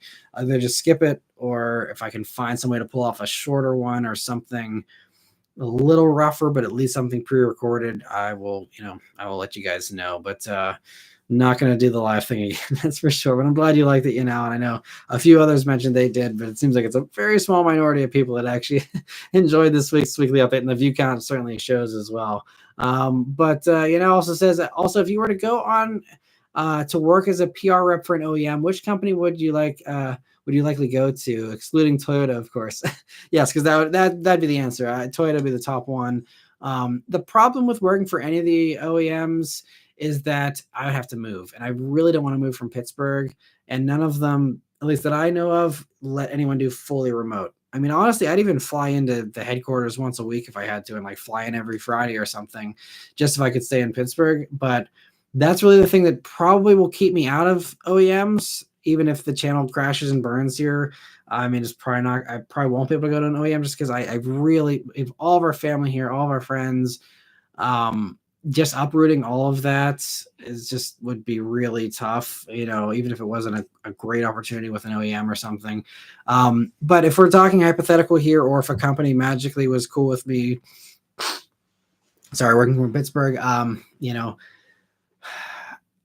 think this is something I've contemplated as well. And it's like, what companies do I align with as far as like my, what could I be passionate to promote if I was going to, go and actually work for a company to promote them? And I feel like, yeah, aside from Toyota, for me, it would probably end up having to be a company. It'd either probably be like Hyundai, Genesis, Kia, Mazda. So I guess I'm kind of just naming like most of the companies I've been most impressed with their newest products, which I could then feel good being a cheerleader for if I was getting paid to, promote them. Those are probably going to be my top picks. Because yeah, and I mean, there's other companies that I know other people from all these different companies that are in the industry that all are really cool. I think also Stellantis is one I can envision myself working for, because I don't align. Like, obviously, I'm not like a Jeep person. I'm not a truck person, so there's less there, which is why they're not one of the top ones that pop into my head. But I really do love. I mean, Dodge, again, there's some problematic elements to, some of the marketing and, that, just the stereotypes around Dodges and stuff as well. But, I think I do really appreciate their passion, and especially now, like what we've seen, with, the things we've been hearing, and even what we've seen with the concept for the Charger, 2 years ago, they're talking about working on these exhausts for EVs, and they're working on, all these innovative things to try and, make them fun. And I think anyone who just does that kind of creativity, then does things outside of the box, is a company that I could, see myself, being like, hey, this is really cool. And like being able to write a press release about that, if I needed to, and actually have some kind of excitement about it instead of just, spitting out some words and, completing an assignment, so I think those are some of them. Honda would be another one too that I could see myself. Again, I'm not in love with every decision that they make there, but I think that Honda is another one with really solid products. I love their focus on safety. They're one of the few that talks about their airbags and their innovating airbag design, and they're really like more obsessed with safety. So I really can appreciate that. Volvo is another one. I mean, they're kind of, a little bit trickier now with, we'll see how the direction changes, if it changes at all, with, the, Zeekr and all those other Chinese companies getting more influence with Volvo here recently. But I think, their high safety is another thing that, me being obsessed with safety could be something I could really get behind, Volvo or something like that. So those are probably some of the top ones. That's an interesting question. Thanks for asking. And let me see. Double Strike says, I really need to test drive the Ioniq 5N at some point. That car looks amazing. If they ever make a 6N, that may be my next car. I mean, it sounds like 6N is coming, and we already saw it, with the concept version. And 5N, I'm not sure when I'm reviewing that. I thought it was going to be sometime this spring, and it still might be, but I don't personally know anything about a drive event yet for that. But I believe they said it was coming sometime this spring. So I feel like I should hear something about that soon if I haven't already. So yeah, I'm not sure. I will be going on the Hyundai Santa Fe drive, which is coming a little late here because they're already like at dealers, and I will be reviewing one this month. So stay tuned for that. But yeah, I don't know when that's gonna happen. But I am very eager to drive the 5N myself. That is one of my top cars I'm looking forward to this year for sure.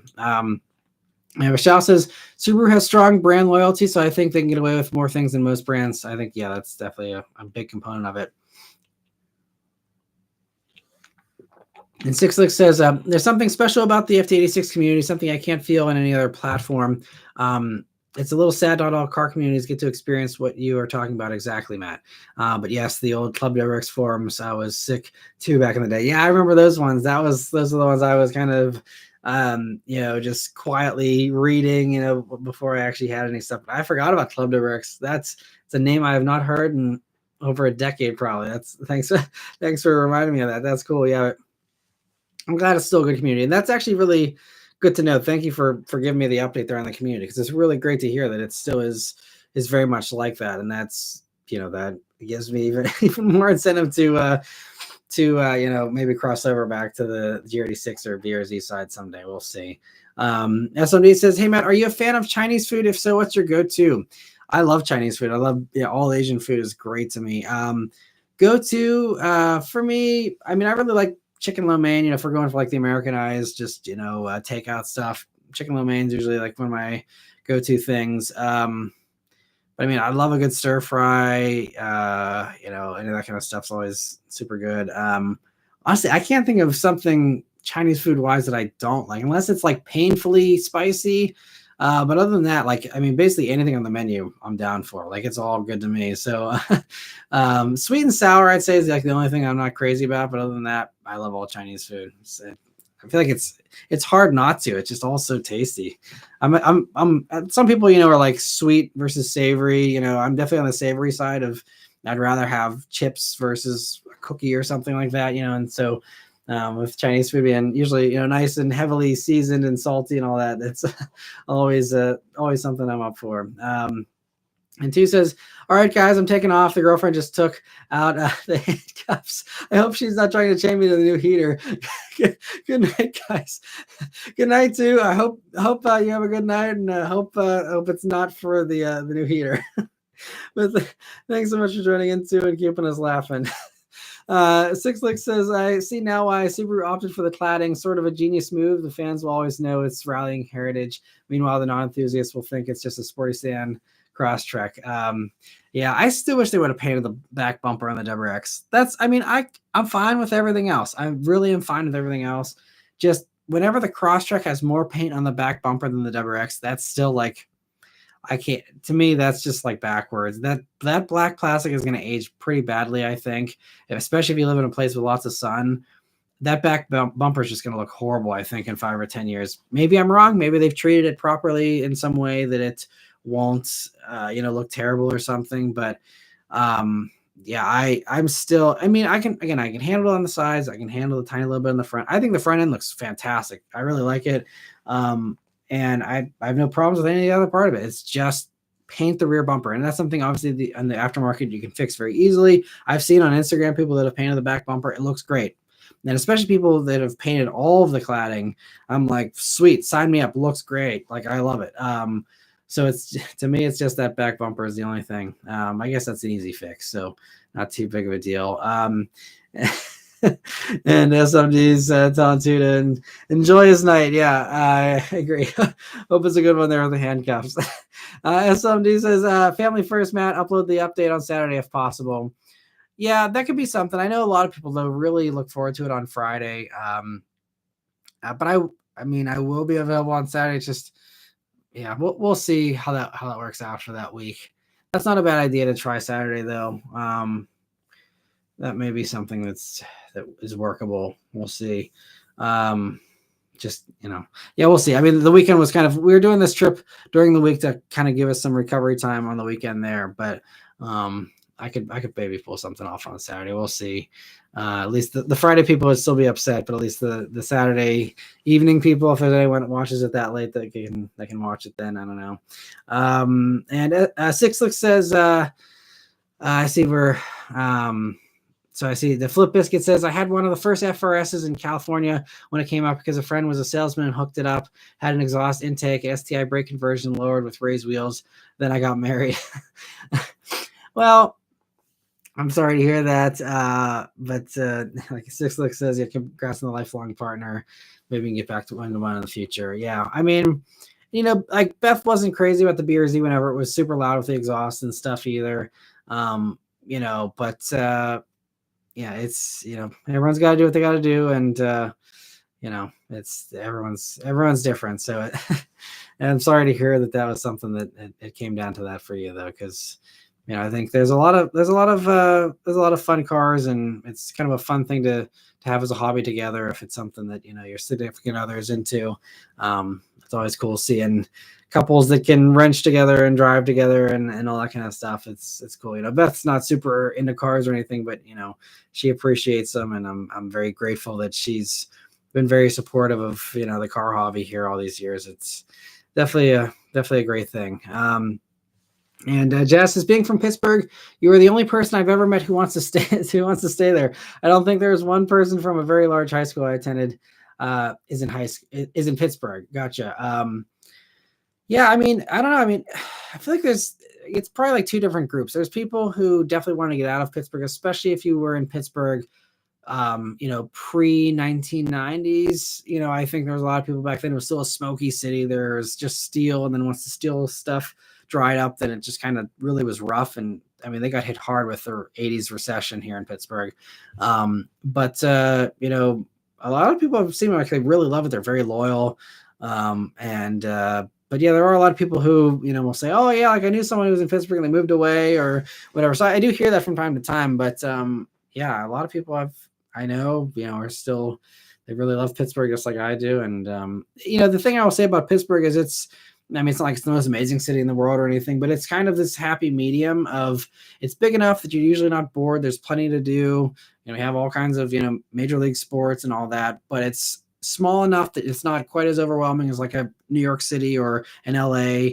The traffic's much better than those places, things like that. So it kind of gives you some of those perks of the bigger cities in a way. Obviously not, you don't have, quite as big of an art scene and things like that, but you have, some really cool stuff still while having a more manageable city size. And Rochelle says, non-car question. Are you a fan of Indian food? If so, what have you had? I love Indian food. I don't get a lot of opportunities because our daughter doesn't really like it the few times we tried it with her. We'll keep trying though, because fun fact, toddlers' taste buds apparently, or babies and little kids' taste buds change every like a couple of weeks or something. So we're always like trying things. Even we just tried like a month ago because there's like an actual scientific chance that she might actually like it and not have an opposition to it. But Beth also isn't a big fan of Indian food. And so I don't get a lot of opportunities because we are almost always eating together. So I don't get a lot of opportunities, but I actually was just talking to my dad about this. My dad's been on a real kick. He's always liked Indian food, but they've been going out to eat like a lot of Indian food recently. And mostly it's just, curries and stuff like that for them. But I told him I gotta hang out with them and get some Indian food here soon because it's been far too long. But I do enjoy a good curry if I can get my hands on one. And I mean, it's one of those things too. I don't really know a ton about it because I don't get to eat a ton of it. But it's one of those things where I'm always just like trying a new thing, and I usually come away really impressed. And I'm like, wow, that was like super good. Sometimes we'll have some food trucks that come through the neighborhood and things like that. We're able to get some good stuff there too. But that's definitely something I'd love to do more of. And it was really cool too with James May's Our Man in India. Anyone who watched that, it was so cool watching that, and the good food he was able to try and eat and stuff. I definitely want to try that out some more. And Six Licks also says he's bought an F10 M5, so it was all right. So yeah, not much of a sacrifice there. So yeah, that's a very fun substitute for sure. Yeah, so let me see. Dorian, thanks for joining in. He says, what do you think of a non-XT motor limited Subaru Legacy? My parents have a 2015 Camry SE, but they are bored of Camrys, I believe. So for, just an average driver that doesn't care about handling, doesn't care about, power enthusiast stuff, I think that the Subaru Legacy is a really nice choice because it's very soft. It's, a rolling couch in a lot of ways. It's softer than a Camry.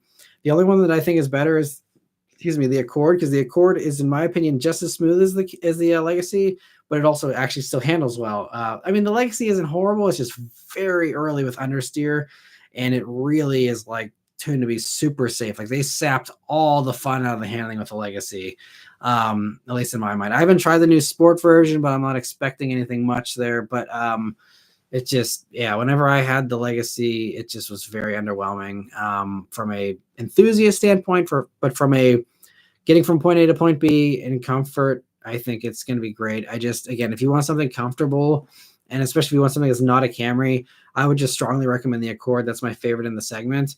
But if they'd appreciate the all-wheel drive, or if there's something else about the Subaru that pulls them in that direction, I think for the average driver, the Legacy is going to be a great choice, just because again, it's comfortable, and that's the bottom line for people that just want comfort and safety, maybe. And Legacy's got both of those things, down pat. So I think that'll make it a good choice. If that's something that they value. I would just say also keep in mind, if they are getting a Legacy, not to expect Camry levels of reliability. I mean, Legacies should last pretty long too, but not as long as Camrys still. So if there's someone who wants to drive something and put 1,000,000 miles on it, then that's probably not going to be my top choice either. Again, Accord probably would actually be a more preferable choice in my opinion, but yeah, Legacy is still fine. Ace, thanks for joining in. And Caleb also says, if you're going on vacation, then don't feel pressure to release a weekly update. The people can wait. Yeah, I just, I do really, value those who, watch every week and that, make it their Friday evening thing. Like some people have said, like, it doesn't feel like the weekend until the weekly updates, they're on my TV with dinner or whatever the case is, and I really respect that, and I don't want to let those people down. But at the same time, yes, I'm also juggling my own sanity and not staying up till 4 a.m. trying to put out a video while I'm on vacation or something. So we'll see. I'm gonna try my hardest, but I know people will understand if I miss a week. And that's probably what it's going to come down to. But again, we will see how things play out there.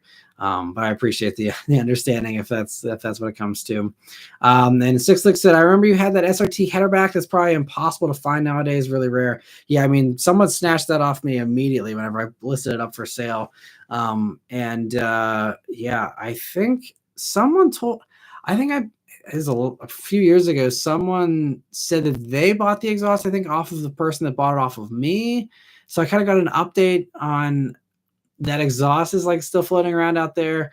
But yeah, that I don't even know. I think the company's gone out of business, right? And the whole thing's long gone. So I'm sure it's probably super hard to find. It's funny. I was doing whenever I was editing, what was the video I was editing this past week or two, where I brought up the BRZ, and it was, which one was it? I can't remember why I'm blanking on this, but anyway, I was looking through some old clips of the BRZ and the sounds it was making and stuff, and man, it made me all sentimental for sure. That thing was so fun. Steve says, have a YouTube question about the channel. When is the best to hit the thumbs up? Beginning, middle, or end of your videos? Does it make a difference trying to boost the channel ratings? I appreciate that, Steve. I don't think to my knowledge, it doesn't matter when you hit it. I don't think there's any difference. I mean, maybe if you hit it immediately, well, then that could also work against you, maybe, because I'm just trying to like interpret what the algorithm might think. But I don't think it matters. I've never heard anything about timing of thumbs up as far as that making any kind of difference. If as long as you do thumbs it up, I think that's the only thing. So I think really, the bottom line for boosting the channel is still just the things that I know are that, watching the video all the way through is the best way to send the signal that you really like this video and you really like this channel, that you watched the whole thing. And then that will encourage them to suggest more stuff. And then, to keep that train rolling, it's just, the recommended page and the home page. If you see something pop up in recommended or home and you click those recommendations, that sends a stronger signal than just watching it from the sub feed. Because watching it from the sub feed, YouTube kind of assumes that a certain percentage of subscribers are going to watch it out of the sub feed anyway. And that's kind of its own thing, where it's going to be in the sub feed no matter what, or at least that's the idea, is that it's supposed to be in the sub feed for everyone. I don't think it actually is, but it's supposed to be in the sub feed for everyone. And, whatever's going to happen in the sub feed is going to happen in the sub feed. But the real opportunity for growth is if people really love it on the home page or on the recommended page, then that will encourage it to be pushed on more people's home pages, more people's recommended pages. And that's really the way to try and boost that a little bit. But even that's so fickle, because someone did a really good video about how the algorithm works in more depth.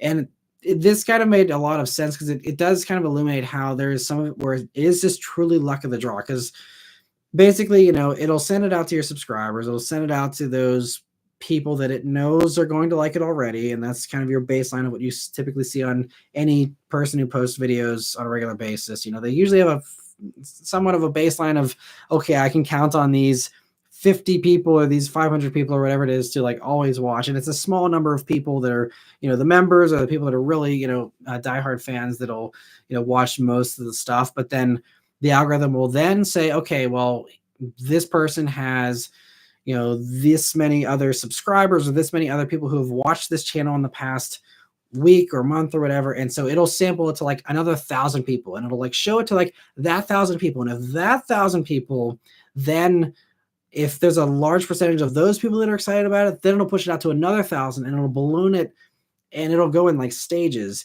And it's just a luck of the draw if the algorithm by random chance picks the right 1,000 people. And that's why some stuff where I'm like, oh, this is gonna do really well, it never gets to those people to even see it. But if you just get the luck of the draw where you get the right people that say, yeah, this is great, and it sends that signal, then that's how you can have this kind of growth that happens that, again, for most YouTubers, it's like a complete crapshoot. And that's why, because it really comes down to which random people the algorithm picks to sample the video to next. And if those samplers, pick up on it and just happen to be just the exact right audience, then, that's how you have the lightning in the bottle kind of stuff. So that's how that whole thing kind of works in my understanding of it now. So that's why it's very important. If you get those exit surveys, that's another thing YouTube really highly weighs out these days. You'll sometimes see those little things telling you to rate it with stars, or like, how did this video rank compared to the other ones you saw this week? Those things are very important as well. But it's oftentimes just like, if this video gets pushed to you on the homepage or the recommended page, like that's YouTube trying to kind of gauge how you feel about that channel, and that will influence that channel for you and also for others as far as how often you see that stuff. But it still is very much fickle, because I have 446,000 subscribers, and some of my videos only get 100,000 impressions, and out of that, maybe 30% of those are even subscribers. So you're talking about 30,000 people out of actual 446,000 people who clicked subscribe and said, I want to see this person's stuff. YouTube doesn't even show it to, what is that, 95% of them. So it still is it's an uphill battle. They just screwed all that stuff up so that subscribers unfortunately don't matter anymore from a user standpoint. Obviously, this is why the notification bell is important, and just staying on top of, whether it's a social media post that I post or things like that, that are, so you don't miss out on stuff. If you really want to make sure you don't miss out, because otherwise it's just, you're at the mercy of the algorithm, or the mercy of you remembering to type in the channel manually or whatever, which is a pain. So unfortunately, it's still very unreliable. So random little tangent, but yeah, I think those are the best ways to help. Shrunken Car Guy says, I find it ironic that they put on the cladding when they aren't rallying, but didn't bother when they were. It's very true as far as the WX goes. Yeah, it's very good point. I know, it is kind of funny. They're leaning into the rallying heritage when they're not rallying anymore.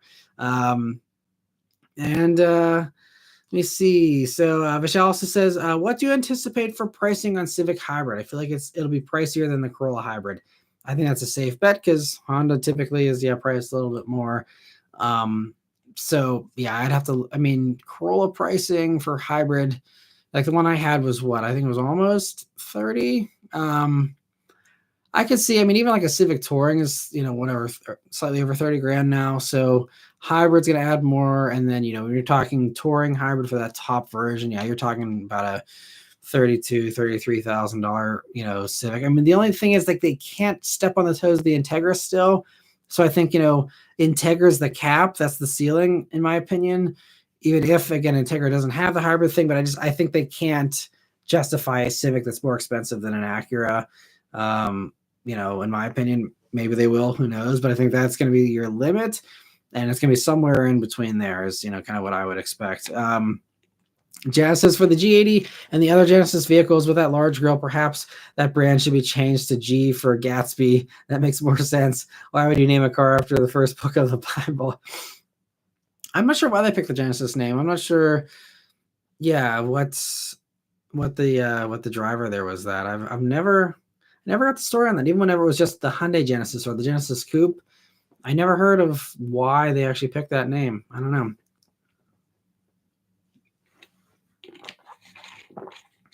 I see Tastebud says that the Saturday night dinner and weekly update is a ritual. Okay, well, at least if it'd be a Saturday one, that would work for you then, at least, Tastebud. So, yeah, we'll see about the update. That, by the way, that'll probably be in a few weeks here. It's not going to be this next week or even the next. It's not. Yeah, it's going to be a couple weeks from now. So don't have to worry for next week. But Six Licks also says, if I ever see the SRT header back for sale, I'll be sure to grab it for you. Well, don't grab it for me because, I mean, I doubt I'll ever get back to the first gen. I think if I'm going to go BRZ or 86, it'll almost certainly be the next, the new generation here, the second gens. But I appreciate the offer there. But, I mean, just grab it for yourself because it was a great sounding exhaust. It was so, so good. And Caleb says, does watching ads help more than skipping? Yeah, I mean, you definitely get paid a lot less if you skip the ads. But again, I mean, even my dad actually just asked this the other day. And yeah, you do get paid a lot more if you don't skip them. But I don't want people to sit through ads that are annoying or they don't want to see. So, I don't ever want to encourage anyone to watch ads they want to watch. But yeah, you do get paid more if you don't skip them. Let me see. Mike says, any idea on new Camry press drive? Yes, I know when.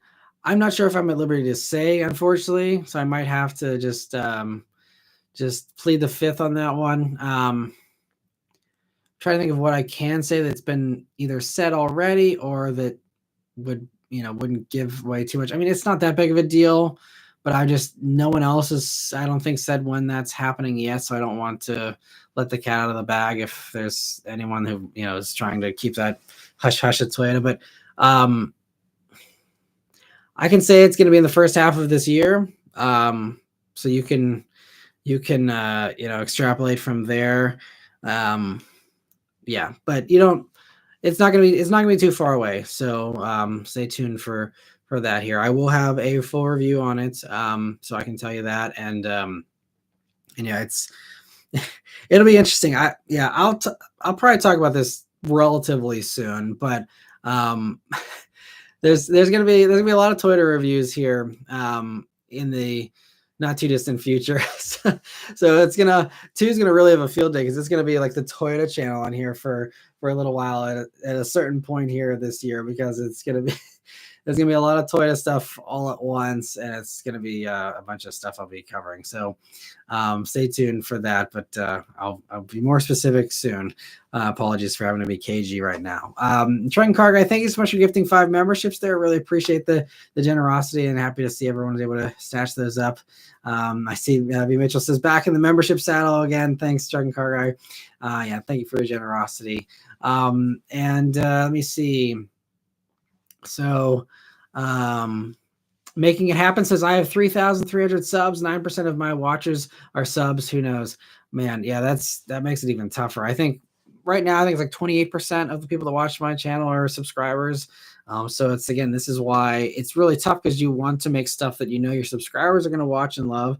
And especially, with, when you're trying to get the most views possible, you'd say, oh, well, I have this many subscribers, so I should get a decent amount of views. And it just doesn't work that way. You got to make videos for that 70% or more. In your case, it's 91% of people watching that are newcomers. You got to make stuff for them, and that's kind of part of the balancing act here as well, of trying to keep everyone happy and try and do stuff that everyone would enjoy, and that's definitely one of the challenges. Jazz says, if you and Beth and your daughter move, your family and friends will most likely follow, or at least that's been my observation in others. Interesting. I think there's a possibility for some of that. But others, everyone else has other careers and things that are tough. So I wouldn't want to assume that for sure. I mean, we will see if an OEM offers me some amazing offer. I mean, I never would say never. It's still certainly something I'd be open to. So, I mean, some companies would be harder than others just based on locations and some places that I don't want to move. But yeah, we'll see. We'll see. We'll cross our bridge if we come to it. Six Licks says, Gen 1 and Gen 2 exhaust components are all interchangeable. Interesting. I didn't know that was the case. Wow. Okay. Well, More good info. Thanks, Sixlix. You're really really giving me a wealth of information here tonight that I'm very grateful for. So thank you. That's cool. I think I remembered hearing that some parts carried over, but I didn't realize the exhaust did too. That's great. Um, that would I'd love to hear then that the SRT exhaust with the variations of the 2.4. That would be, I bet that would be pretty cool sounding. Now I'm very curious. That'd be fun. And let me see. So, other member questions here. Jeremy, thank you so much for being a member for 22 months now. He says, "Hi Matt, do you think car companies will release more cool performance cars as the last hurrah before gas cars die? Only Toyota is doing it right now." I think we'll see more, and I think also, like I've just been covering the past few weeks, a lot of companies are backtracking on all of these EV plans and stuff.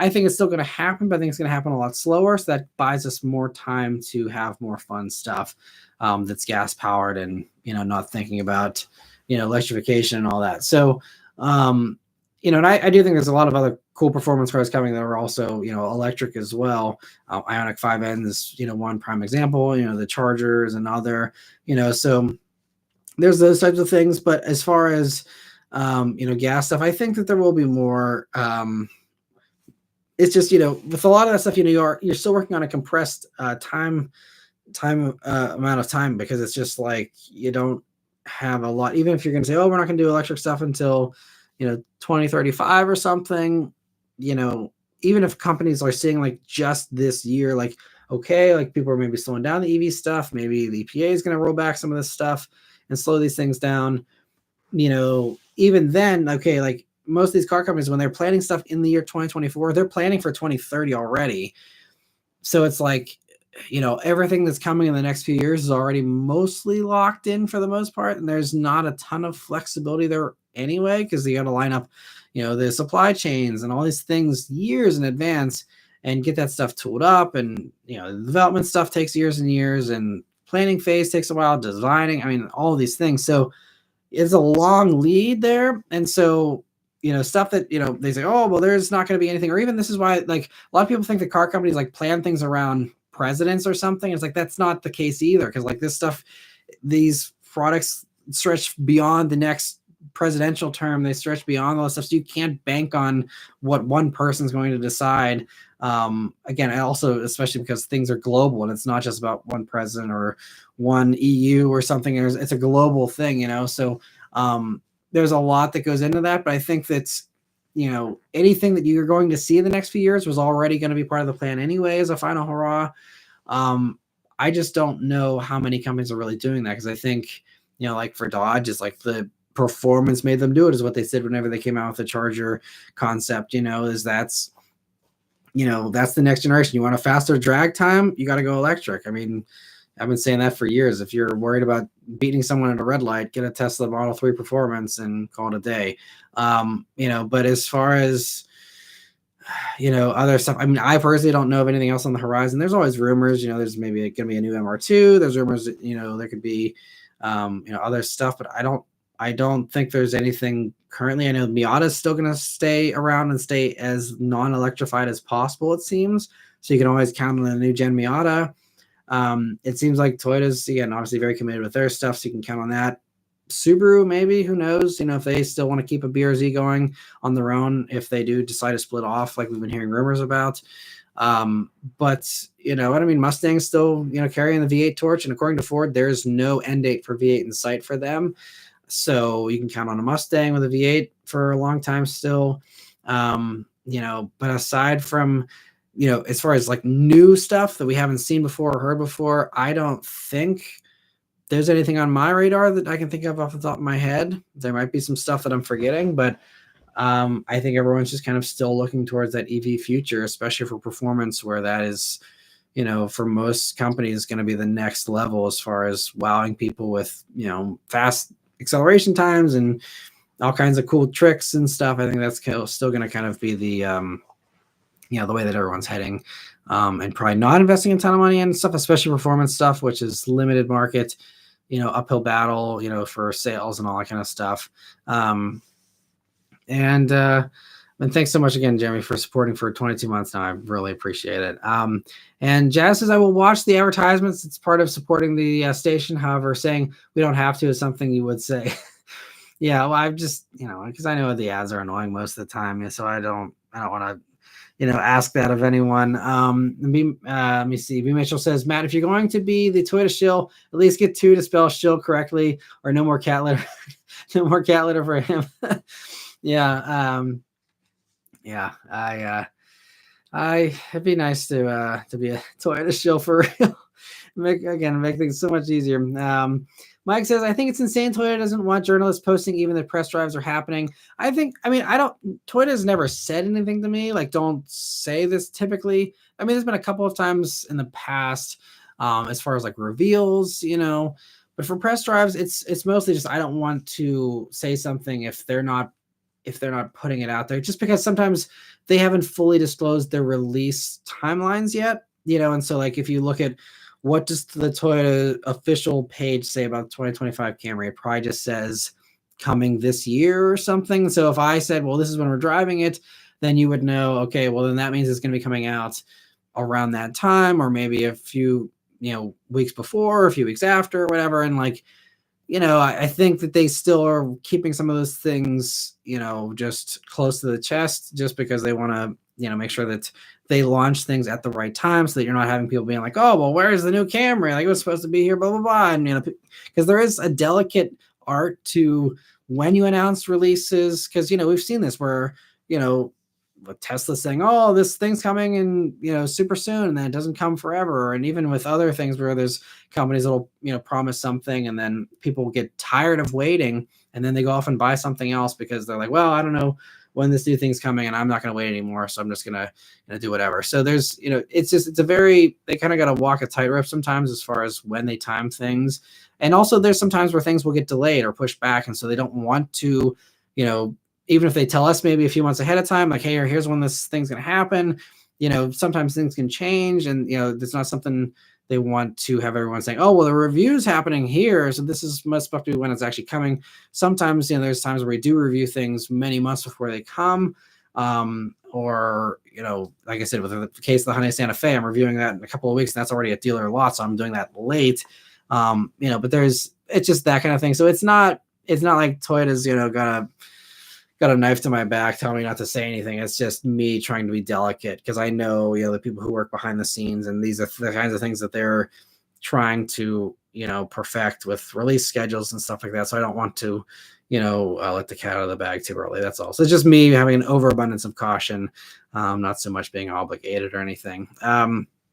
And Six Lick says, Matt, are you going to the Ioniq 5 event in New York City in a couple of months? Ioniq 5N. I didn't hear about that. So if that's an official Hyundai thing, then I wasn't invited. I'm not sure. I thought I heard something like spring for Ioniq 5N, but yeah, I don't know. I mean, I'm going to Santa Fe, and I'm assuming if they invite me to that, then they would invite me to Ioniq 5N, but could be wrong. I don't know. We'll have to see. And Mike says, do you think that Jeep has outpriced themselves with all of their products? I think that's the main contributor to their sales struggles. I think so. And I think that's why this past week, they just came out and said, we're going to drop the prices by a few grand on a lot of the products, because I think they have overpriced themselves. I've been saying for years, it's hard to justify the prices of Jeeps. I don't know why they were able to get away with it as long as they were. I don't know.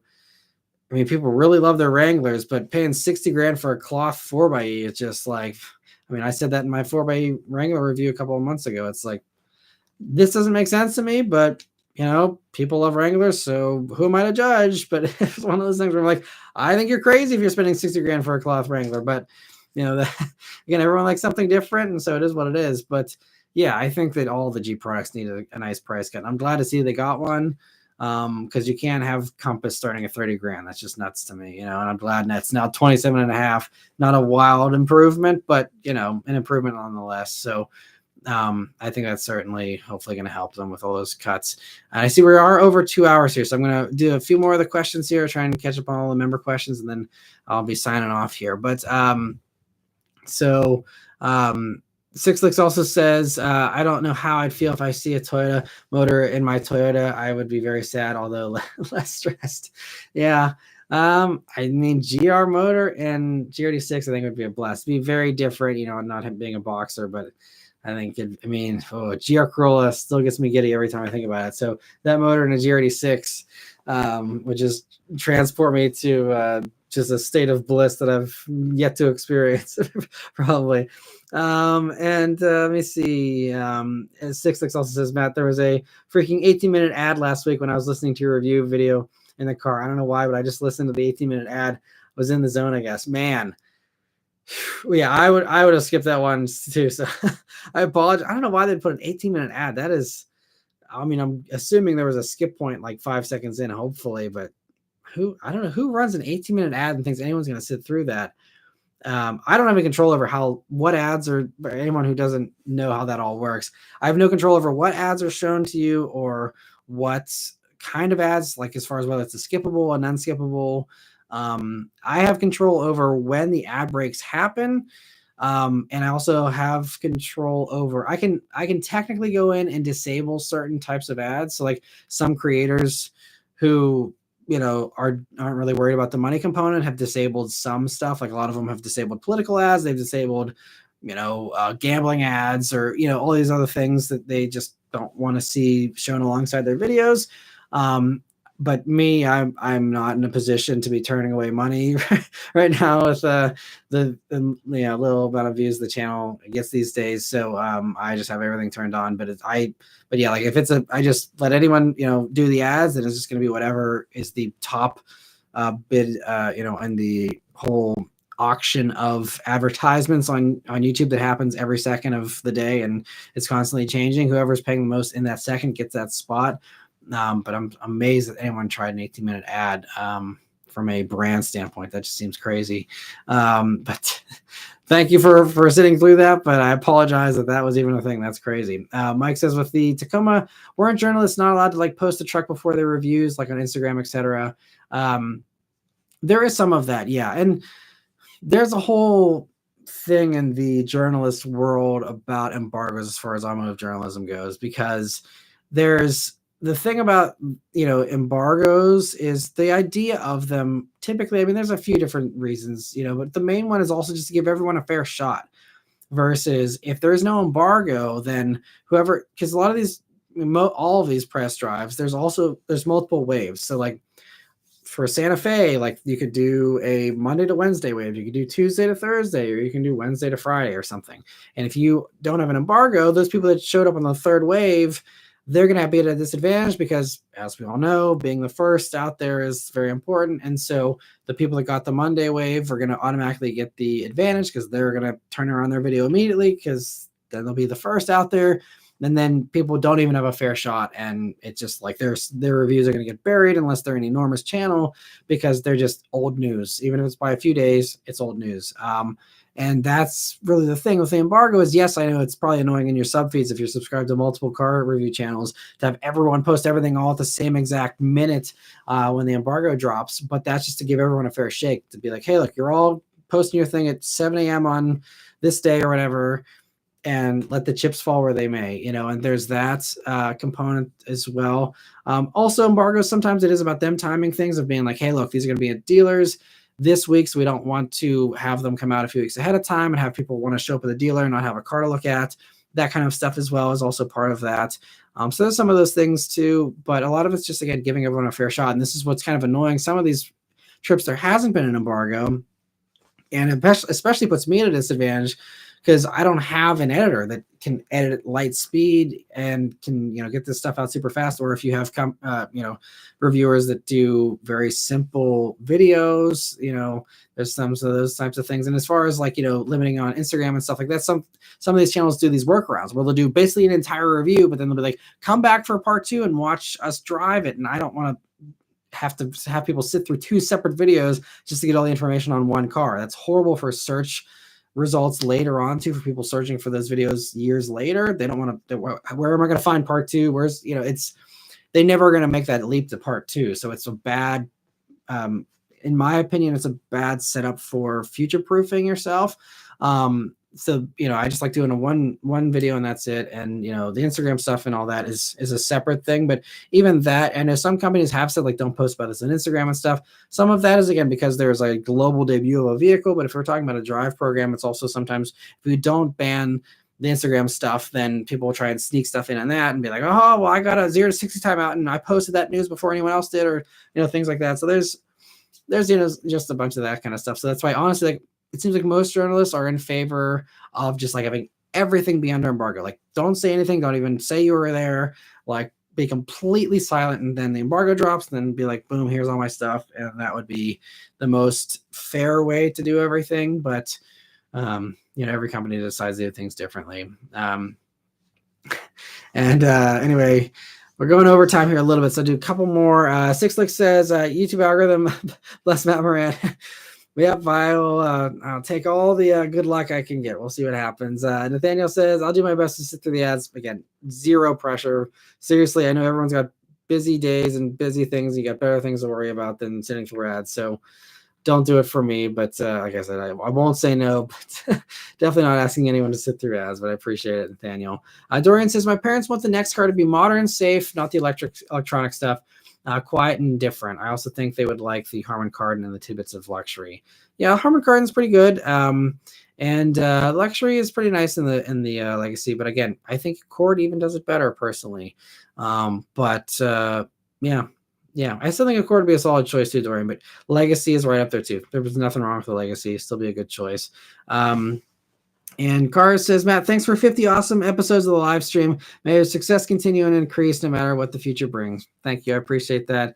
And yeah, it's been awesome to do these 50 times now. And hopefully we'll do another 50 more here and beyond. So, Sixlick says, I think the 18-minute ad is a good sign from the YouTube bots. Maybe that'd be nice. So just want to show, want you to grow as much as possible. We appreciate, or support you through thick and thin. I really appreciate that, and definitely means a lot. And Jeremy says, I'm subscribed to YouTube Premium. Does that affect ads revenue? Yes, YouTube Premium actually, most of the time is actually less lucrative for creators because, it's not a giant chunk of money and it depends on how much you watch and stuff. But typically, yes, you actually get paid less. If everyone switched over to YouTube Premium, it actually would hurt creators pretty badly overall because yes, the ads do pay more actually. But again, if you don't want to sit through ads, by all means, I mean, Premium is still better than using an ad blocker or something for sure. So if you don't want the ads, by all means, again, it's whatever works for everybody, but yes, typically ads do pay more than Premium for sure. And so, yeah, thanks also for gifting 5 memberships there, Jeremy. I really appreciate it. And glad to see we are able to get some more people to grab those up as well. And all right, well, yeah, I think we've just about wrapped up here. But thank you all so much again for all the support, all the kindness, all the great questions, all the fun commentary, and all the info. And yeah, it's been great hanging out for another live stream here. And I hope you all have a great week this week. And I can't, something else I can't say just yet, but I will say stay tuned for something that, in my opinion, is very cool coming this week. Yeah, I think a lot of you will enjoy it. It's something that's yeah, it'll be fun, I think. So stay tuned for that. But anyway, thank you all very much for watching. Have a great week, and I'll see you guys on the next one. Take care.